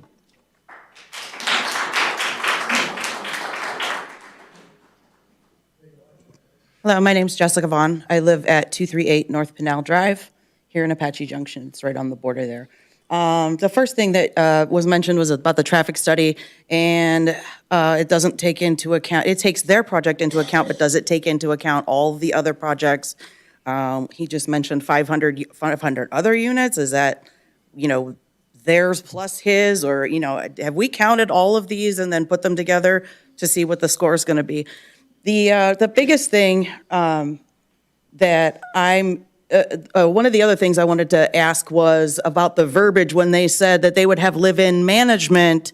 Does that mean that they're going to have a maintenance staff? Maintenance and management are not necessarily the same thing, and I think that council needs to make sure that that's in their verbiage, that this has a maintenance staff. I went around to lots of different LIHTC properties in Mesa, and they are half the size of this one, and they have at least 3 maintenance people on staff 24/7. And I asked the property managers there, I said, 300 units, manager, but not maintenance. What do you think? And they're like, good luck with that. So, if they're just going to have a manager and the manager's going to have to call out, I can see that becoming the city's problem to babysit when repairs don't get made because, we have to call a locksmith or a windowsmith at, however in the morning or whatever the problems are that go with that. They said that their maintenance guys are busy 24/7. The other thing is that we're talking about bringing residents in, but has anyone seen the Radiance development down below the 60? It is massive. It is huge, and half of it is zip coded Apache Junction. There's nothing here for those people. Those people have money, and they have money to spend, because I do DoorDash and Instacart and stuff like that, and I make a killing down there. Where do you think they spend their money? Mesa. They don't spend their money east of Signal Butte Road, and now they're getting a Target. That's a huge missed opportunity. You're talking about bringing more people in, but what about all of the people we have now? We have our own population of 23,000. When my family comes to visit, we got to go to Santan Village, or we got to go to Mesa. We have nothing here. So I'm thinking, if you build it, they will come, rather than just building and building and building and building, because we have been building and building and building, but we got a fries. I mean, they're talking about walkability. Who's going to carry their groceries home at 100 degrees? Nobody's going to walk their groceries home when it's 120 out. The only people that walk, and there's nowhere to walk to. We're talking potentially, but we have a base that we can build on. We have all that. This town is really unique, what everybody else has said, that we are kind of a gateway. And I grew up in a small town, small cowboy town. We have rodeos and county fairs, tractor pulls, everything, okay? This town was the same way. There were more cows than people when I first moved there. And this town maintained its historical integrity. It was founded in 1835. It has all of the old original buildings. If you want to build this kind of a complex, this is pretty massive, you have to build it over there, because this is the historic district. And what I've seen, what you guys have put into downtown, I think it's great. I think it's beautiful. It reminds me of home, that cowboy town. And I think that's what you're going for, and I think this is just going to ruin it. It's just not going to look it at all. So that's what I wanted to bring up with you guys. I'm opposed, obviously, and I hope that you do vote no on this. It's just not the right project for us.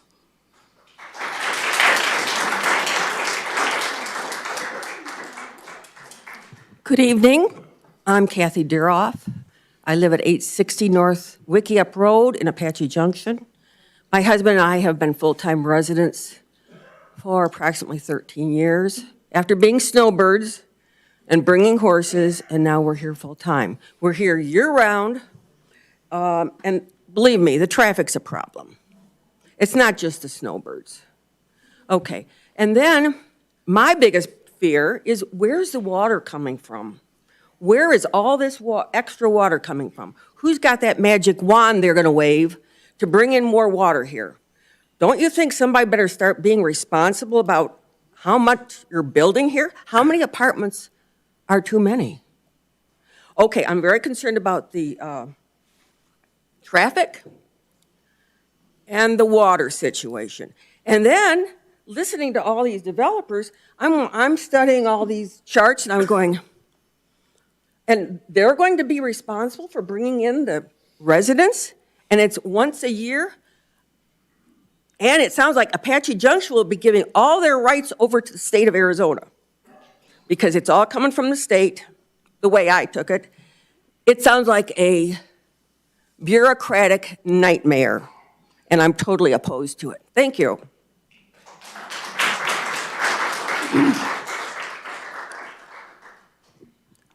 Hi, Jeff Surdy, 2561 North Prospectors. My address has been Apache Junction for the last 41 years. For the last 20 years, you all know Mishka also, for about the last 20 years, one of the jobs that I've been doing is to try to repair the image of Apache Junction. We've always been the most beautiful place in the valley with the worst reputation. And a lot of that came all the way back in the 50s and 60s before we were even incorporated, when developers planted down some of the cheapest and highest profit projects they could into the choicest areas. Look at the aerials. There's thousands of acres of mobile homes and trailer parks. This is the modern day equivalent of that. This is the cheapest possible project to make the most profit for the developers. And it really doesn't do anything for the residents. And it's also not going to bring residents because they're going to be transient. And I don't mean homeless transient. They're going to be coming in, they're going to be coming out. Will they even get a voter registration before they work their way into a real home that they can own, which is what I'm for: home ownership, not rental. Used to be able to buy homes when in your 20s. Now people are into their 50s before you can even afford a home. We have some awesome employers coming. We've got Resolution Copper. That's a done deal. That's coming. We got the LG battery factory, and you've probably heard about the Project Ranger, which is probably coming. Do you think those people are going to live here? Of course not. You're going to lose those residents to Queen Creek and Gilbert. They're not going to come here. You might get them down into Blossom Rock and Radiance, which is what more people, everybody's okay with that. And, you know, we've worked on the median and the curb appeal out there. It looks beautiful. We can be proud of our downtown. Will these residents even be able to afford to eat at Handlebars or Dirtwater or Palladino's? Probably not. You know, we want people to be able to afford that, like the home ownership people. So you've got a chance to set the tone of Apache Junction in the future for the next 100 years. Once this goes in, you're not going to get anything else. You're going to be stuck with it. And this can easily go down beyond baseline down there. There's still a lot of areas for that. So right now, Apache Junction, we're the most beautiful girl in school. We're the prom queen. And you don't have to say yes to the first person that asked you to the prom. And if you do say yes, you don't want to go up to a cheap restaurant in a cheap car. You want something classy. And we're a classy city. Who do we want to be like? Do we want to be Scottsdale? No. Nobody wants to be Scottsdale. But who has cool downtowns? Gilbert? Would Gilbert approve this? No way. Who are we really like? Cave Creek. Would Cave Creek approve this? They would not approve this either. We shouldn't approve it. Is something going to happen? If you say no, will you get something in your next 4 years of term? Possibly not, but it will come. You will be setting the pace for when it does come, when you do get asked by the person that you want to ask. So I think this is an easy vote for you. I know you all get lobbied. I've been lobbied also. You know I have a position and I've been up there. Do not feel bad for the developers. They have parachutes. They'll land on their feet. But what you do want to protect is, if with a no vote, you're going to have the backing of about 95% of Apache Junction. And that's what I would urge.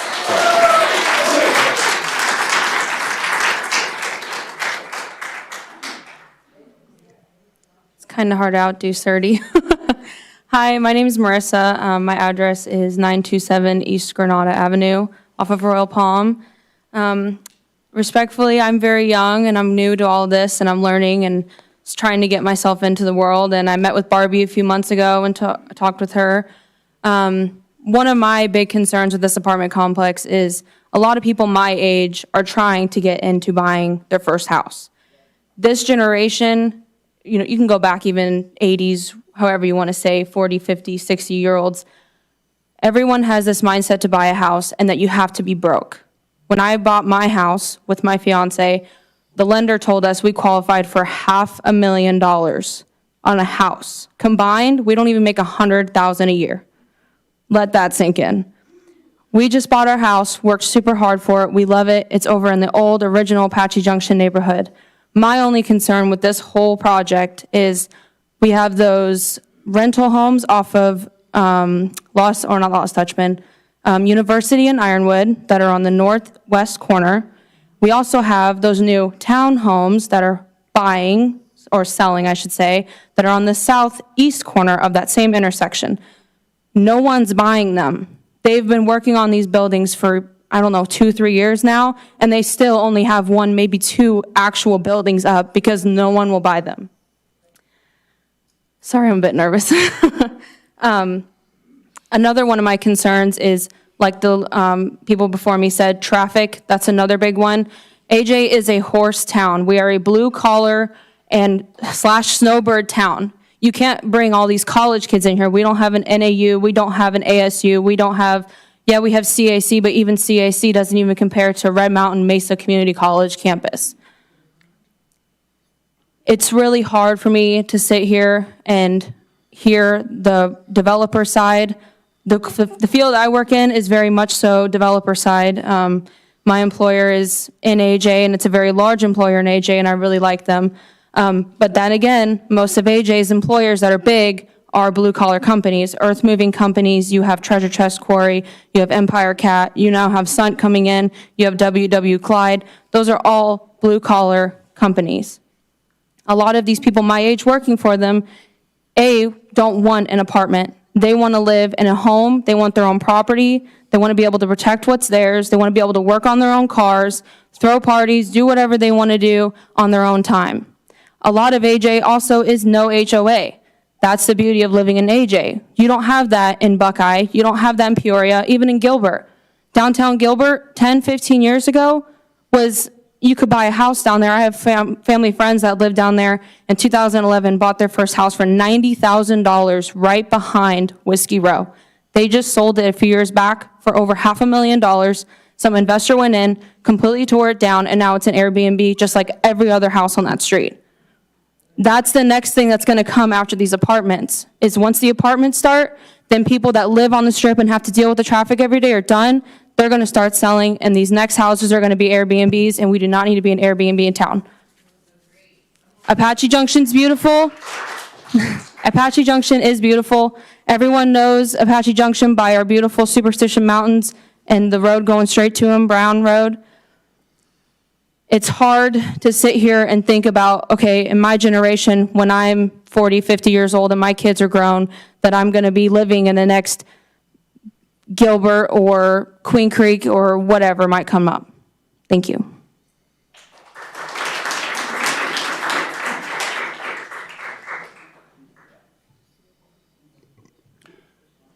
Hud Hassel, longtime resident East Valley, almost 50 years now. And my daughter just bought a house at Ironwood Station, which is the southeast corner of Ironwood and University, where someone said, no one's buying anything. There's 9 buildings there now. It's under active sales, and we appreciate everything that AJ has done to help us launch that project. I wasn't going to get up tonight, but this reminded me a lot of when I first started in real estate almost 30 years ago. Downtown Gilbert was mentioned. They wanted a heritage district. My wife and I bought a 4-plex at 2017 East Washington in downtown Gilbert. And a number of residents came in opposition to a development that we were proposing behind the heritage district now on Hearn. And it ended up that the town of Gilbert wanted a downtown.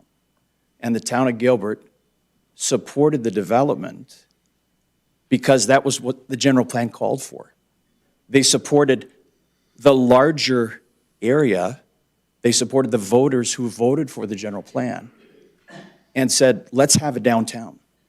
Not everyone in Gilbert wanted apartments behind the restaurants that are there today.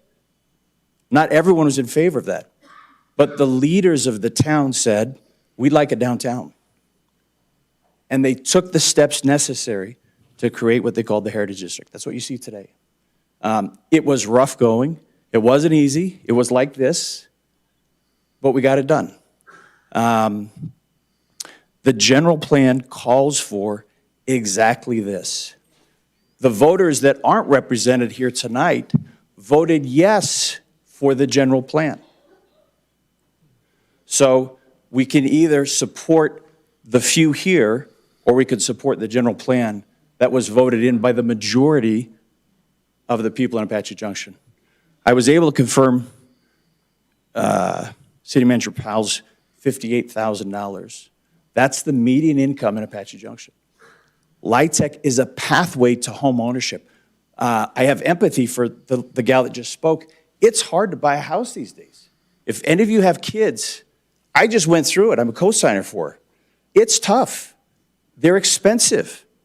Not everyone can afford a house. She's got a good job, he's got a good job, and they barely qualified. LIHTC provides that pathway. LIHTC is that Goldilocks zone where you don't have the Section 8 people and you don't have the $100,000 people. You have your firefighters, you have your policemen, you have your teachers, you have the people who don't necessarily want to rent, but that's all they can afford. We'd all love a house, but not everyone can have a house, right? So LIHTC feels a need in our community, and I urge your support. Thank you.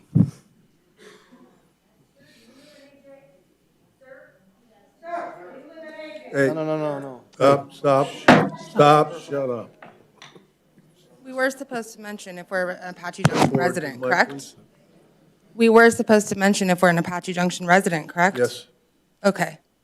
Well, my name's Nikki Cabayas. I am an Apache Junction resident. I own a home here.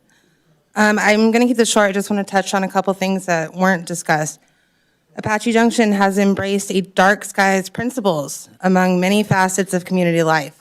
Have we considered how this is going to affect along with all of the other projects that have already been accepted? The traffic, we need a traffic plan that includes the projects that have already been accepted.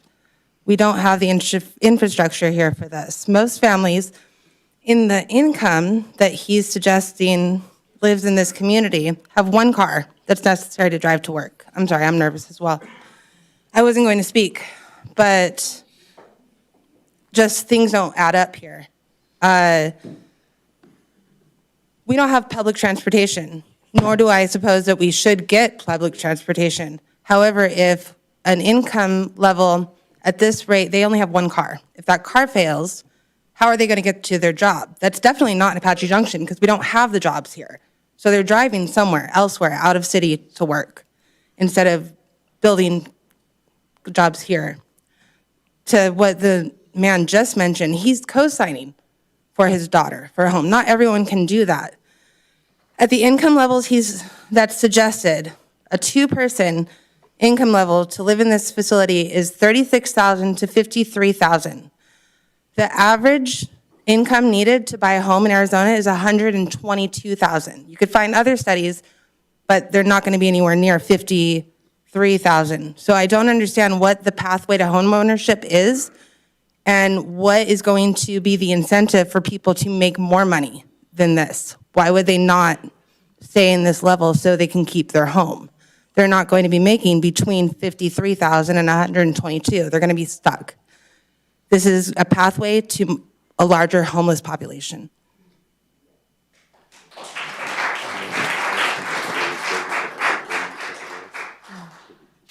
Good evening, Mayor, Vice Mayor, council members. Congratulations, Bryant. 25 years is awesome. Thank you. My name is Elisa Krasilik, and I own property 476 South Ironwood Drive, right here in Apache Junction. And I, too, verified Bryant's average income is $58,600. And let's face it, who doesn't love our teachers? Who doesn't love our police and our firemen?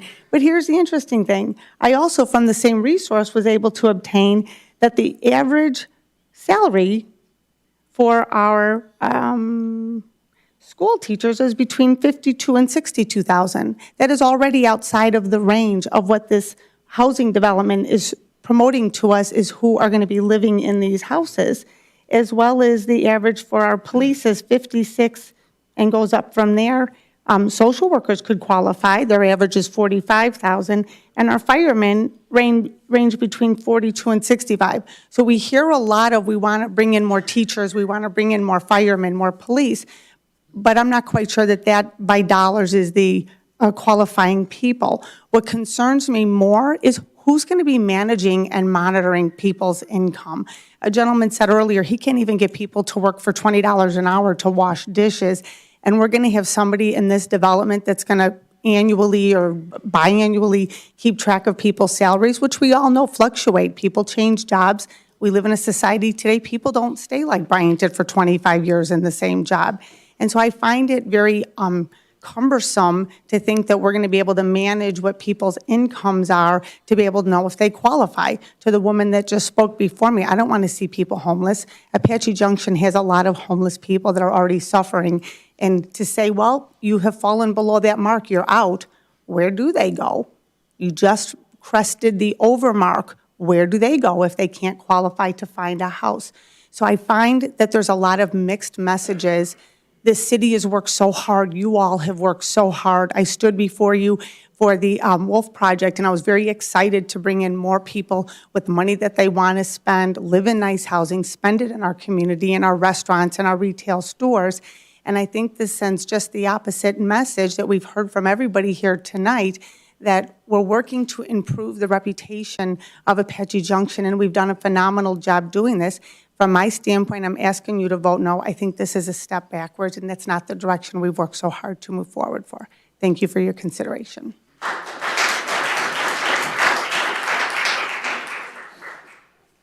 I'm from Lost Dutchman RV Park, and a year ago, you guys voted it down 5-2. Then once the snowbirds left, then you re-voted and voted it back in, and it's going to be a 3-story, going to have an entrance right in front of our park, another one over by the Rusty Buckle. Both streets are 15 miles an hour. There's no way for the infrastructure. We've got 732 trailers in our park. If you turn right when you come out, it's a private parking lot. They can shut that down anytime. So that means all these people from this new park that they're putting in across the street from us, they're all going to come out, and we're all going to butt heads trying to get down that skinny frickin' road of 15 miles an hour. Well, maybe they'll go on the other side. Oh, that's a skinny frickin' road, 15 miles an hour. This is not that same road, the same development you're talking about. I'm talking about the one across from Lost Dutchman. Yes, I'm not allowed to talk about it? No, this is not. It's the same thing that you guys are doing at this other park. No, it's not. You're just jamming people in. You don't have the infrastructure for anything. Traffic is just going to be insane. And it's going to be 3 stories. Oh, when I moved into the park, I can see the superstitions. Well, with 3 stories, I'm not going to see it until I get further over. Okay. Thank you. Well, I should be able to speak whenever I feel like it.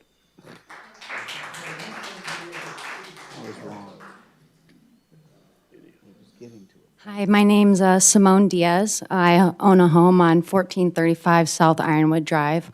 Something that I thought was interesting was the developer took into consideration the streets around the development, but they didn't seem to mention, for example, the freeways.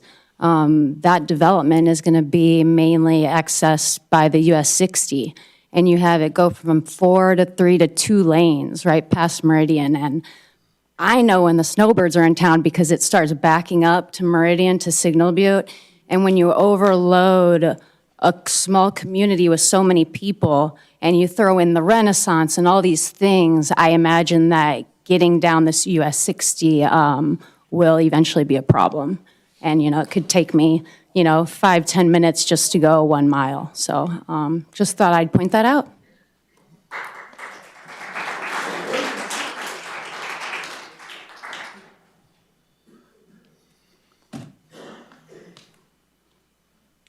Mr. Mayor and everyone, my name is Neil Bartholomew. I live on 870 South Desert View. And mine's going to be, I'm just talking about, I walk out in the BLM all the time. I'm out there 5 to 7 days a week. I have 2 hunting dogs. I got a lab and a Weimaraner. And I love to run them. And everywhere I go, from Meridian all the way to, out to Bulldog Canyon, I see the mountain. The whole mountain is there, and where this development is supposedly going to go is, you'll be able to see it from every point of that from then on. Not only going up to Canyon Lake or whatever, but that's what I usually, excuse me, the only thing I usually see out there is the power lines. And you can't do anything about them. They come from the lake. But that's basically all I got to say. Mine's selfish. I like the mountain.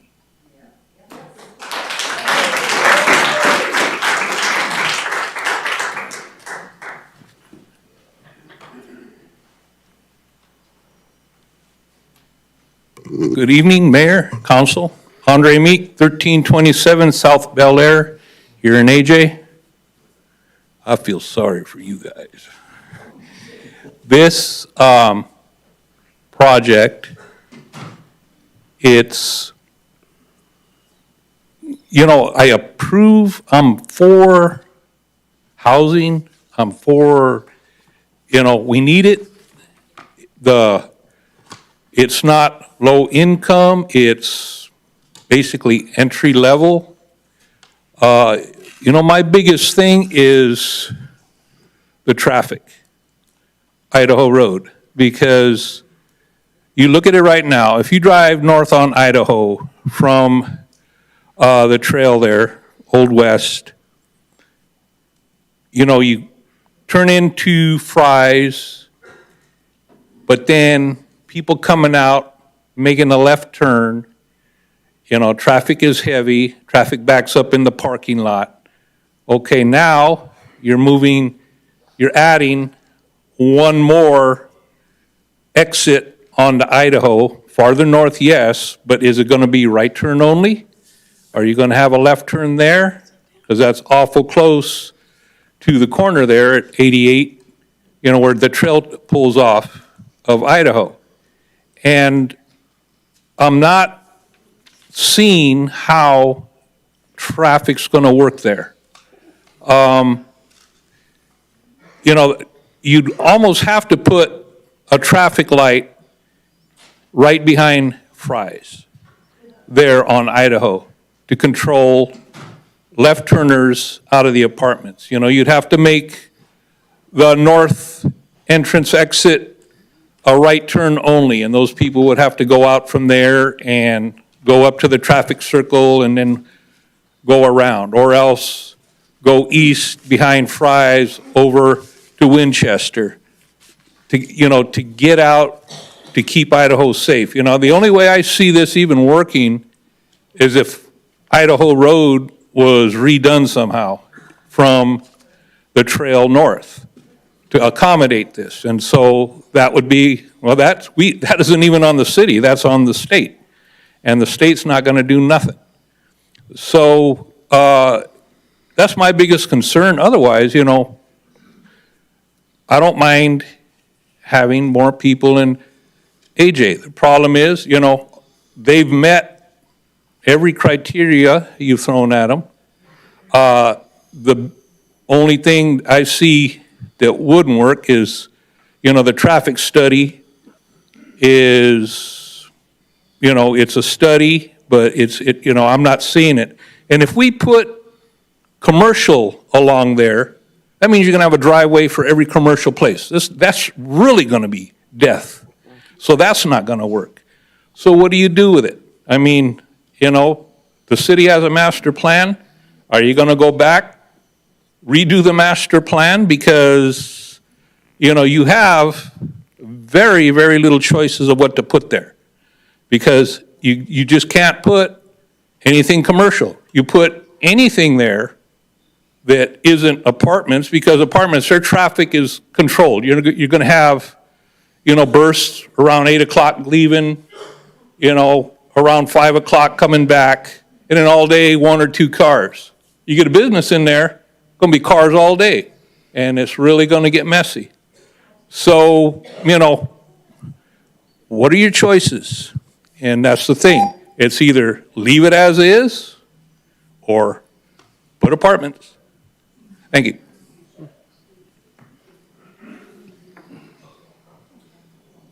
I don't see anyone else moving. Whoops, I spoke too soon.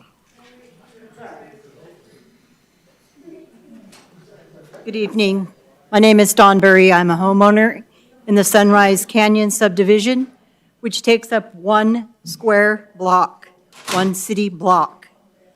And there's about 300 and something homes, single-family homes in there, which accounts for about 900 people.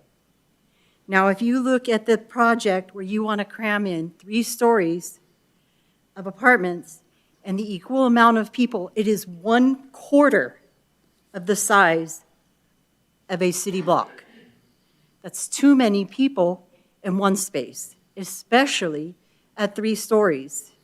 That would block the morning sun coming up over the mountain. People would not even be able to see the sun for another hour, while the rest of us who don't live under the shadow of a 3-story building.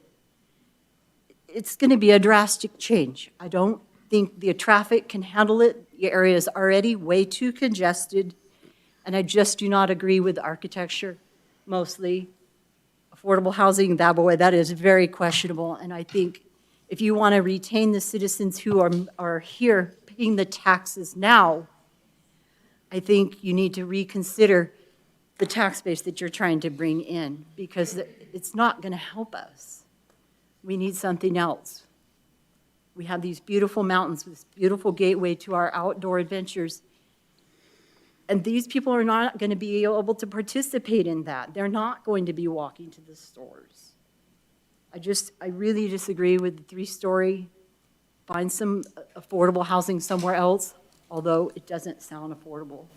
I hope you will all reconsider.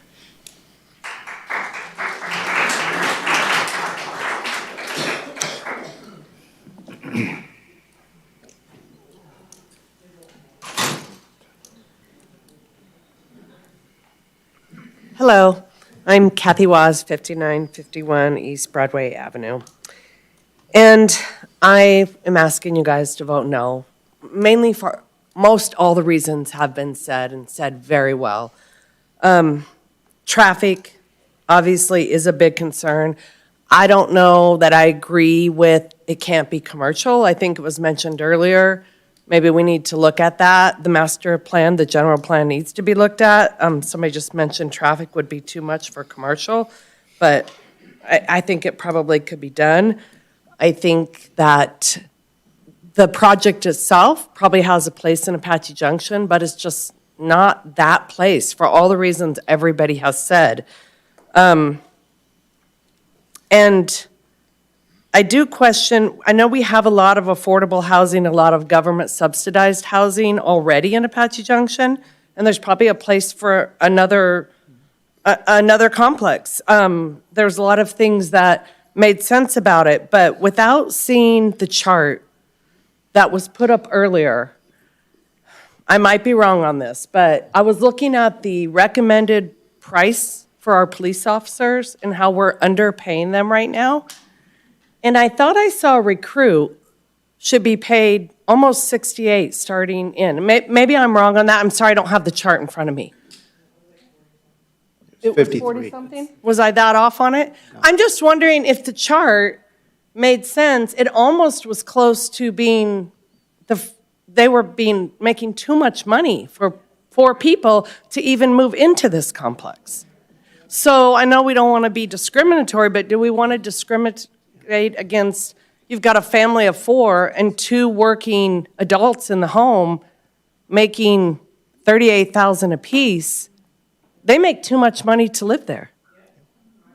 So there's a big disconnect there for me. And then if we're going to be raising salaries in Apache Junction to be fitting with, to keep our police officers and keep all of our young professionals here, it looked like that chart is almost pricing them out of this for our new downtown. With that said, I looked up some LIHTC that we already have, and one of the ones that I came up with is the crossings at Apache Junction, which is right there behind the Superstition Plaza, and right there behind, I think, the VFW and a few places. And I drove through it, and I took pictures. I don't have any way to show them, but if this is any idea of how maybe, I'm not saying this one would be like that, but it's not well kept. And there's like barbed wire fencing all around the complex, dividing that between the shopping center, which is, I think, the Chamber of Commerce, and a few places are there.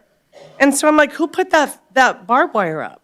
Did the shopping center and the places to go and the city places not want the people from the complex coming over, or vice versa? But there's furniture all outside. There's weeds everywhere. Nobody's maintaining it. I would ask you guys, I mean, I know you're voting tonight, but has anyone driven through that recently? It's called the Crossings at Apache Junction. It shows to be a LIHTC community. And it is not well maintained, and it is not anything that you would want that type of maintenance sitting right in the middle of downtown to anchor in new businesses coming. And I guess I just asked this to be, if this was voted in tonight, it's a commitment for 15 years. That cannot be undone. So we will never be in a shortage for people who want to come in with a project like that. But if it's voted on tonight, it's final, and then 15 years, it's got to stay that way. So thank you for your consideration.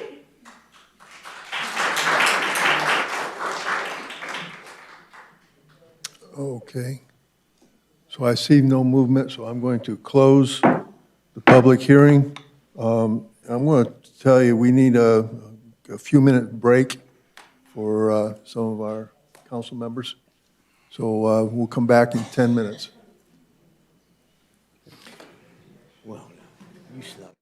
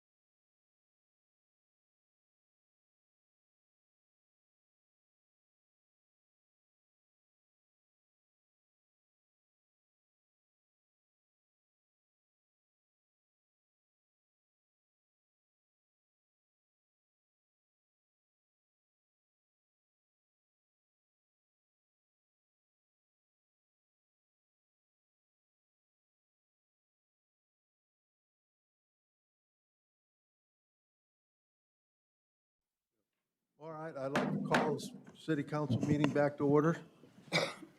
All right, I will now ask for going through the findings with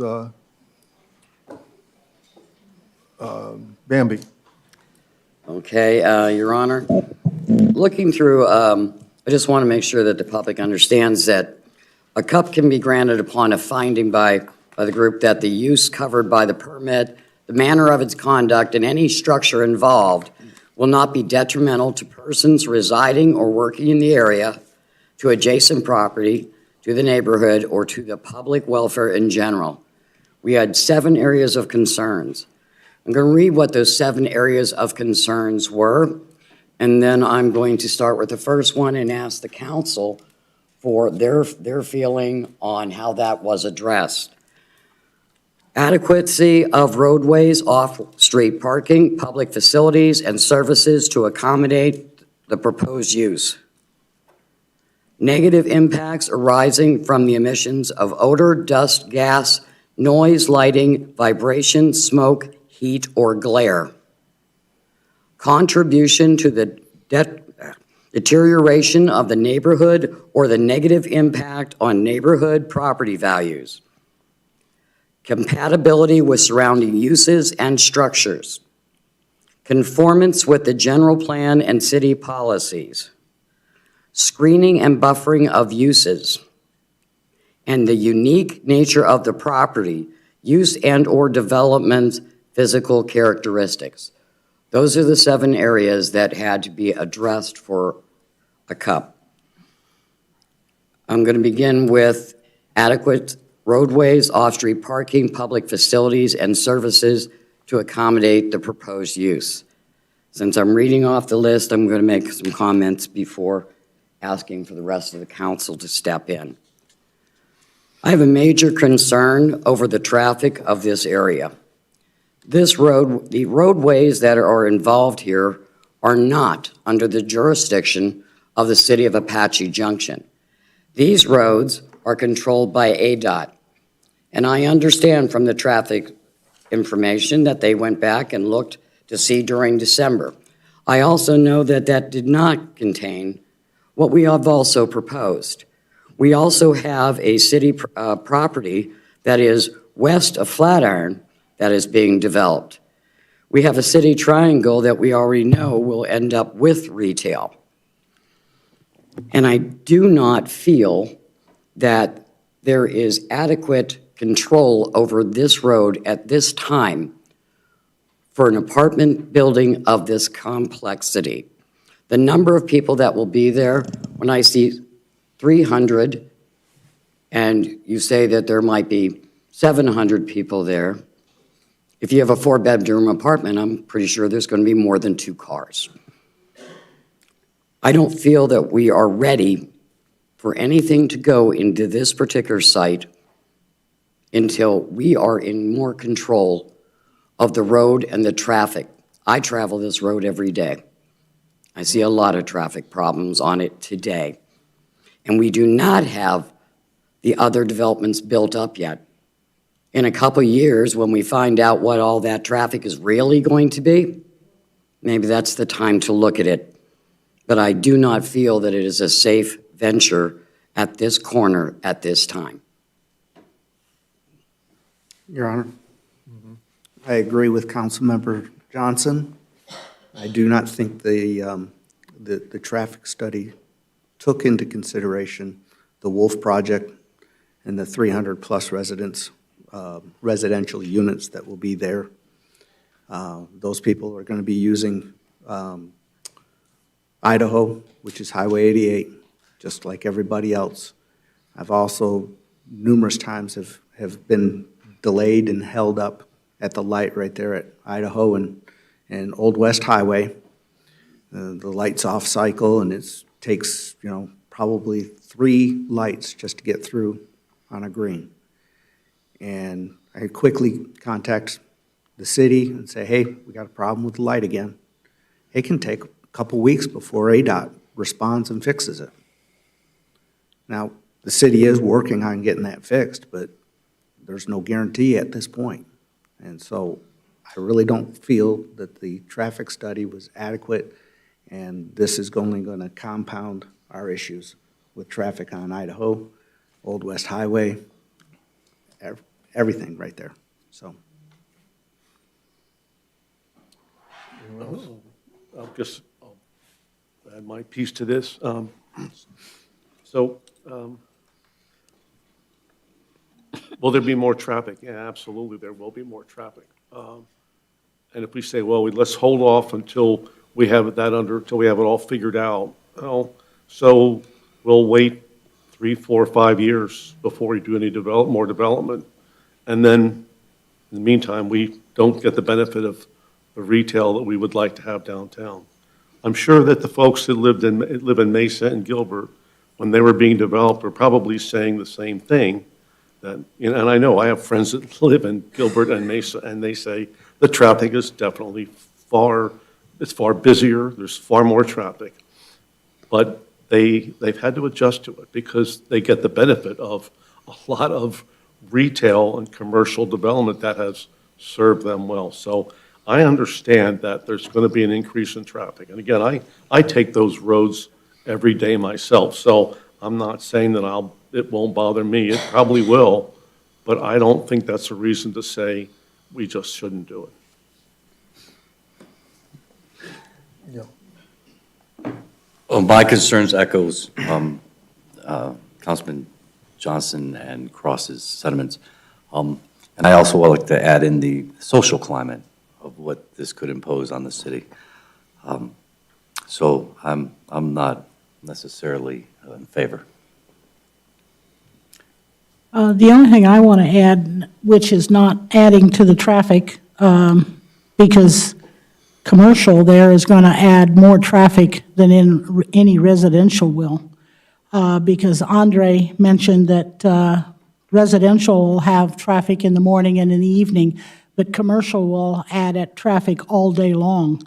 But the other thing that a lot of people aren't looking at, I've been hearing people say that they don't want 3 stories here. It's my understanding the developer has agreed to not go higher than 38 feet for the apartment complexes. If we don't give them that or agree to that, do you realize that tomorrow they could walk into development services and take out permits for 60-foot high commercial complexes there? We have no say over it. It's already zoned for 60-foot high. Okay, hey, no comments. Mayor, I can tell you, I do not like this because we don't have any control of SR 88. We're talking Junction Street. It's a stop sign. We're talking Winchester. I will tell you, even with the driveway coming out and forcing people to go north, I have seen this throughout my whole career. People are going to take the quickest, easiest route to get to where they go. And when it's rush hour and they're trying to get a bunch of people, because there's already 310 going in there, apartment with 200 and then 110. This is going to be 610 units in that area, plus the Wolf Project. And we don't have control of State Route 88. We can't put in traffic control lights. I have a real issue with that because I know it's coming. And we're going to have bad accidents and fatalities. People are going to turn left. People are going to get hit. People are going to try to do U-turns. They're going to get hit. It's going to be a nightmare. So that's where I stand. Okay. The next one of the findings is negative impacts arising from the emissions of odor, dust, gas, noise, lighting, vibration, smoke, heat, or glare. My only comment is I don't care where you put anything. If you build, you're going to have more of all of those. I mean, that's just a fact in my mind. Yeah, I mean, it's inevitable with whatever you put there. It's going to have pollution of some sort when you're talking exhaust, whether it's a shopping center, whether it's a a hotel, whether it's a residential complex. You know, does the density need to be that high? Does it have to be 300 units? Could it be done with 2 stories and only 200 units?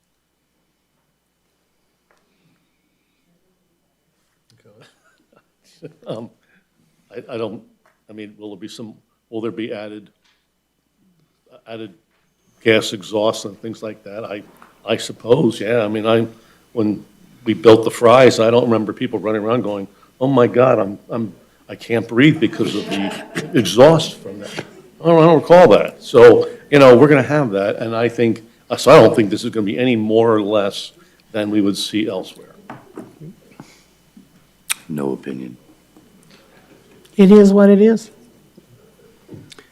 My only issue is traffic, and I think it will be a nightmare, and we don't have any way to control it. All the other ones, I don't really care about. They did what I asked them to do. They lowered it, they changed it, the architecture, they had a live-in manager, but I cannot put 610 units in there, because that's not people, that's just units. There could be 2, 3, 4 people per unit with cars. I just can't do that. I know what's coming, and no.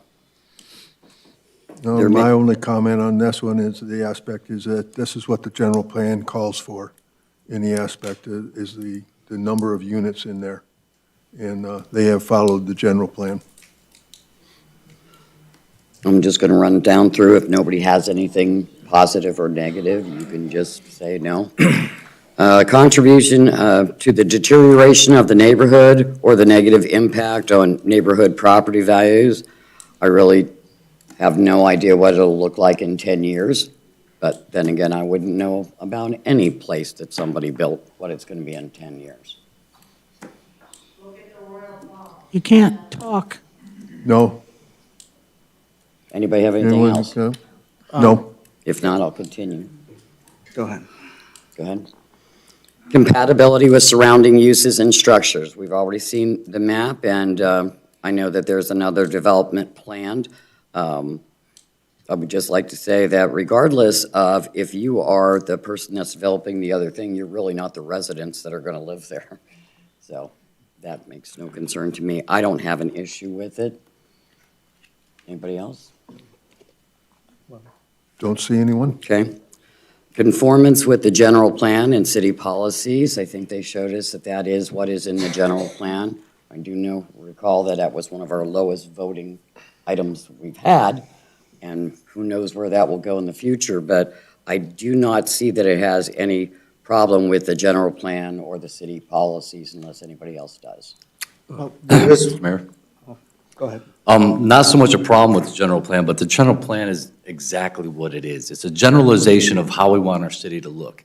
It's an open-ended document where we can be selective and choose what goes where based on what's best for this city. I disagree with that, with all due respect. No, sure. Only because I think, pardon? Absolutely. Yeah, only because I think if we do that, then why even have a general plan? We can just decide one day we're going to do this one day. I think the whole point of this was we want to make this downtown, we want to make this the focal point for the city. To do that, we need to have a plan of the areas for commercial retail and the areas for high-density residential. And to be deviating and say, well, you know what, maybe this year we don't really want that. Let's do $2 million single-family homes right behind Fry's, because that'll be interesting. I think we've got to, I mean, it may be not hard and fast, but we've got to look at that document as something that the citizens of this city voted for. They voted in favor of it, and I think it's incumbent upon us to do our very best to follow and comply with that document. Mr. Mayor? I would just like to add onto that. Have at it, buddy. We, as a mayor and council, has have amended the general plan in the past, have we not? I don't think we've. I don't remember. Rudy would be able to speak to the last time, but I think we have. There have been general plan amendments. Minor changes. Minor.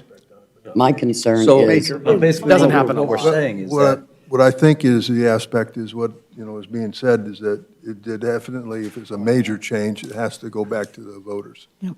And this would be a major change. and I believe that there might be a good cause for that, because when that was voted on, the city did not already own the property that's right at the downtown area. We didn't own that. We didn't have that where we could really say what that was going to be. So when they voted for that, when that was first brought out, that was a time before there was a solid plan to own the land and maybe make this downtown what they asked us for. sure, and I would like to add that, like the mayor had mentioned, like, if it's a major amendment to the general plan, it goes back to the voters. Minor amendments, we can go through and change them. So if this was so in lockstep with the general plan, why does it require a CUP to even be there? I'll ask Rudy to come on up. Did you hear the question, Rudy? Why does it require it?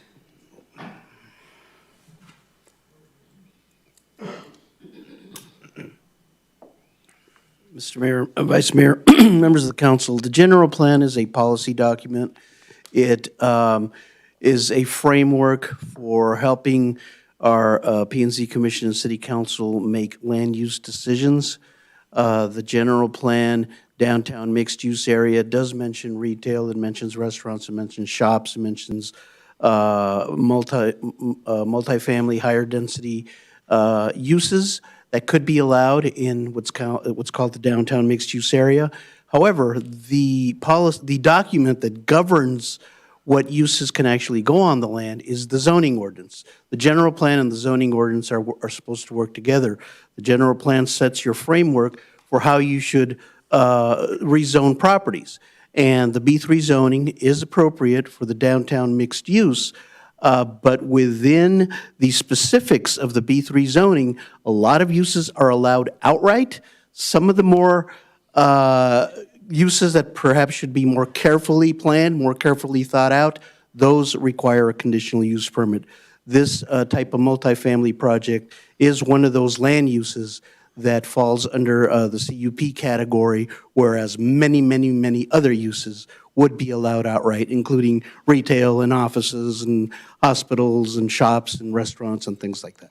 So because of this particular situation, if this were to be denied, it wouldn't necessarily go against the general plan. That's a decision that council has discretion over. I don't think that answered my question, does it? Well, because it requires approval of a conditional use permit, you have the discretion to approve or not approve. We established that many different things can go on this property. Yes. So by not choosing one over the other doesn't go against the general plan. Not necessarily. Yeah. But this is the project that's before us here today. Thank you. It'd be great if restaurants and shops and things were being proposed, but they're not. Your Honor. Your Honor. Yes. Bambi, can you reread that?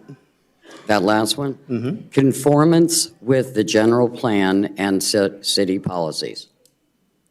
So one of the things I've read in the general plan, and a lot of you guys out here tonight talked about it, the general plan and the downtown master plan specifically talks to the preservation of views.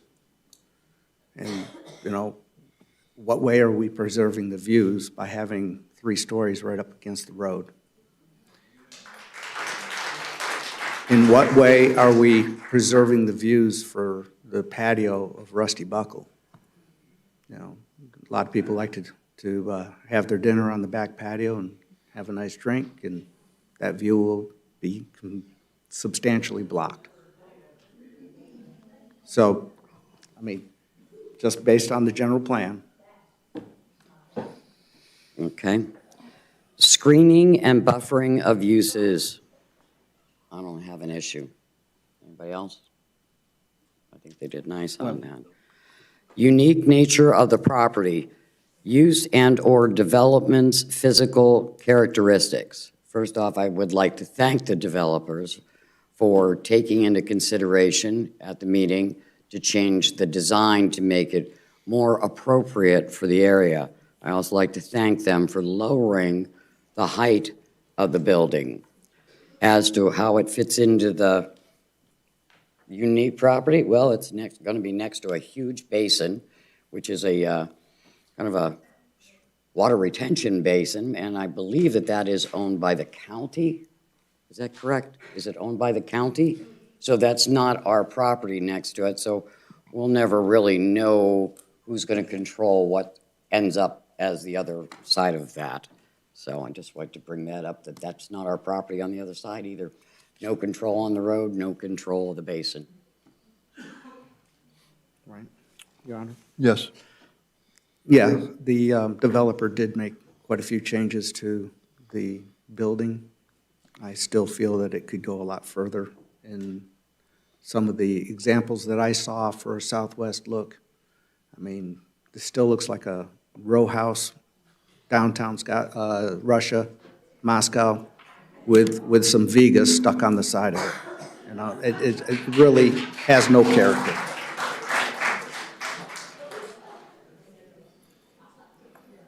Anyone else want to comment? Yet. Okay, you are? Yet. Yeah. Motion for no. Oh, okay. We're talking. All right, so I will now ask for a motion. Your Honor? Yes. I move that resolution number 25-24 be denied for the following reasons.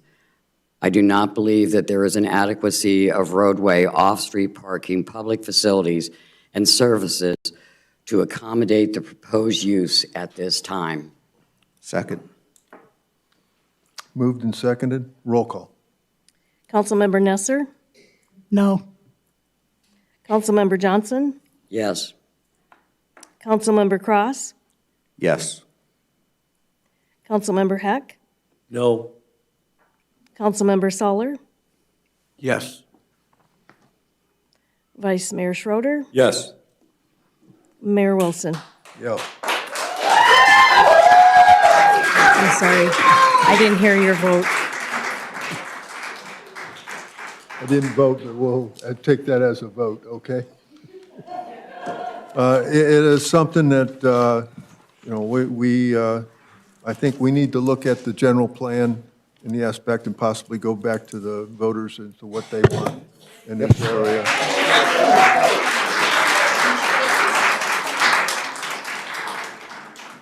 Okay. Your Honor? Yes? Everybody out there tonight, thank you so much for coming out and expressing your views and your opinions for this. We appreciate it as a council. It really helps us in making decisions when we have a lot of people. Thank you. Okay. Final thing is the call to the public, and I do have one here. I want to remind everyone the call to the public is a courtesy and not required by law. It's a time for the public to express requests, communications, comments, and suggestions. Requests to speak forms must have been completed and handed to the city clerk before the city manager's report. All issues presented in professional matters without personal attack.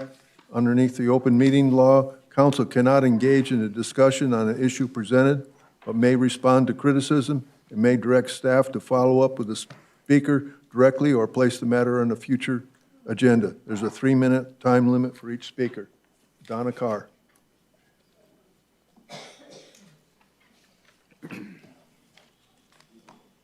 Donna Carr, Apache Junction resident. I just want to say thank you to the council and thank you to the people that showed up tonight to support doing something about this in Apache Junction, and hopefully when we need you guys again, that you'll come. Thank you.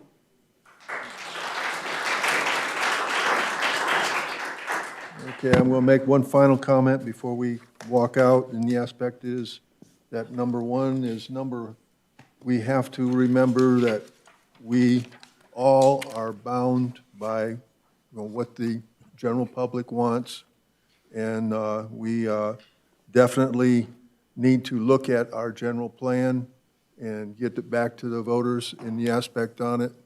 And one of the things I think we can ask the developer to possibly look with us as we go look at the aspects of making some changes, because I look at it as being, this is land that is very, I'm going to say, it's going to be very problematic to actually make it into, say, businesses and access and everything. So that's not the answer. We need to look at how we can best use this property. With that, I end my speech. Meeting adjourned.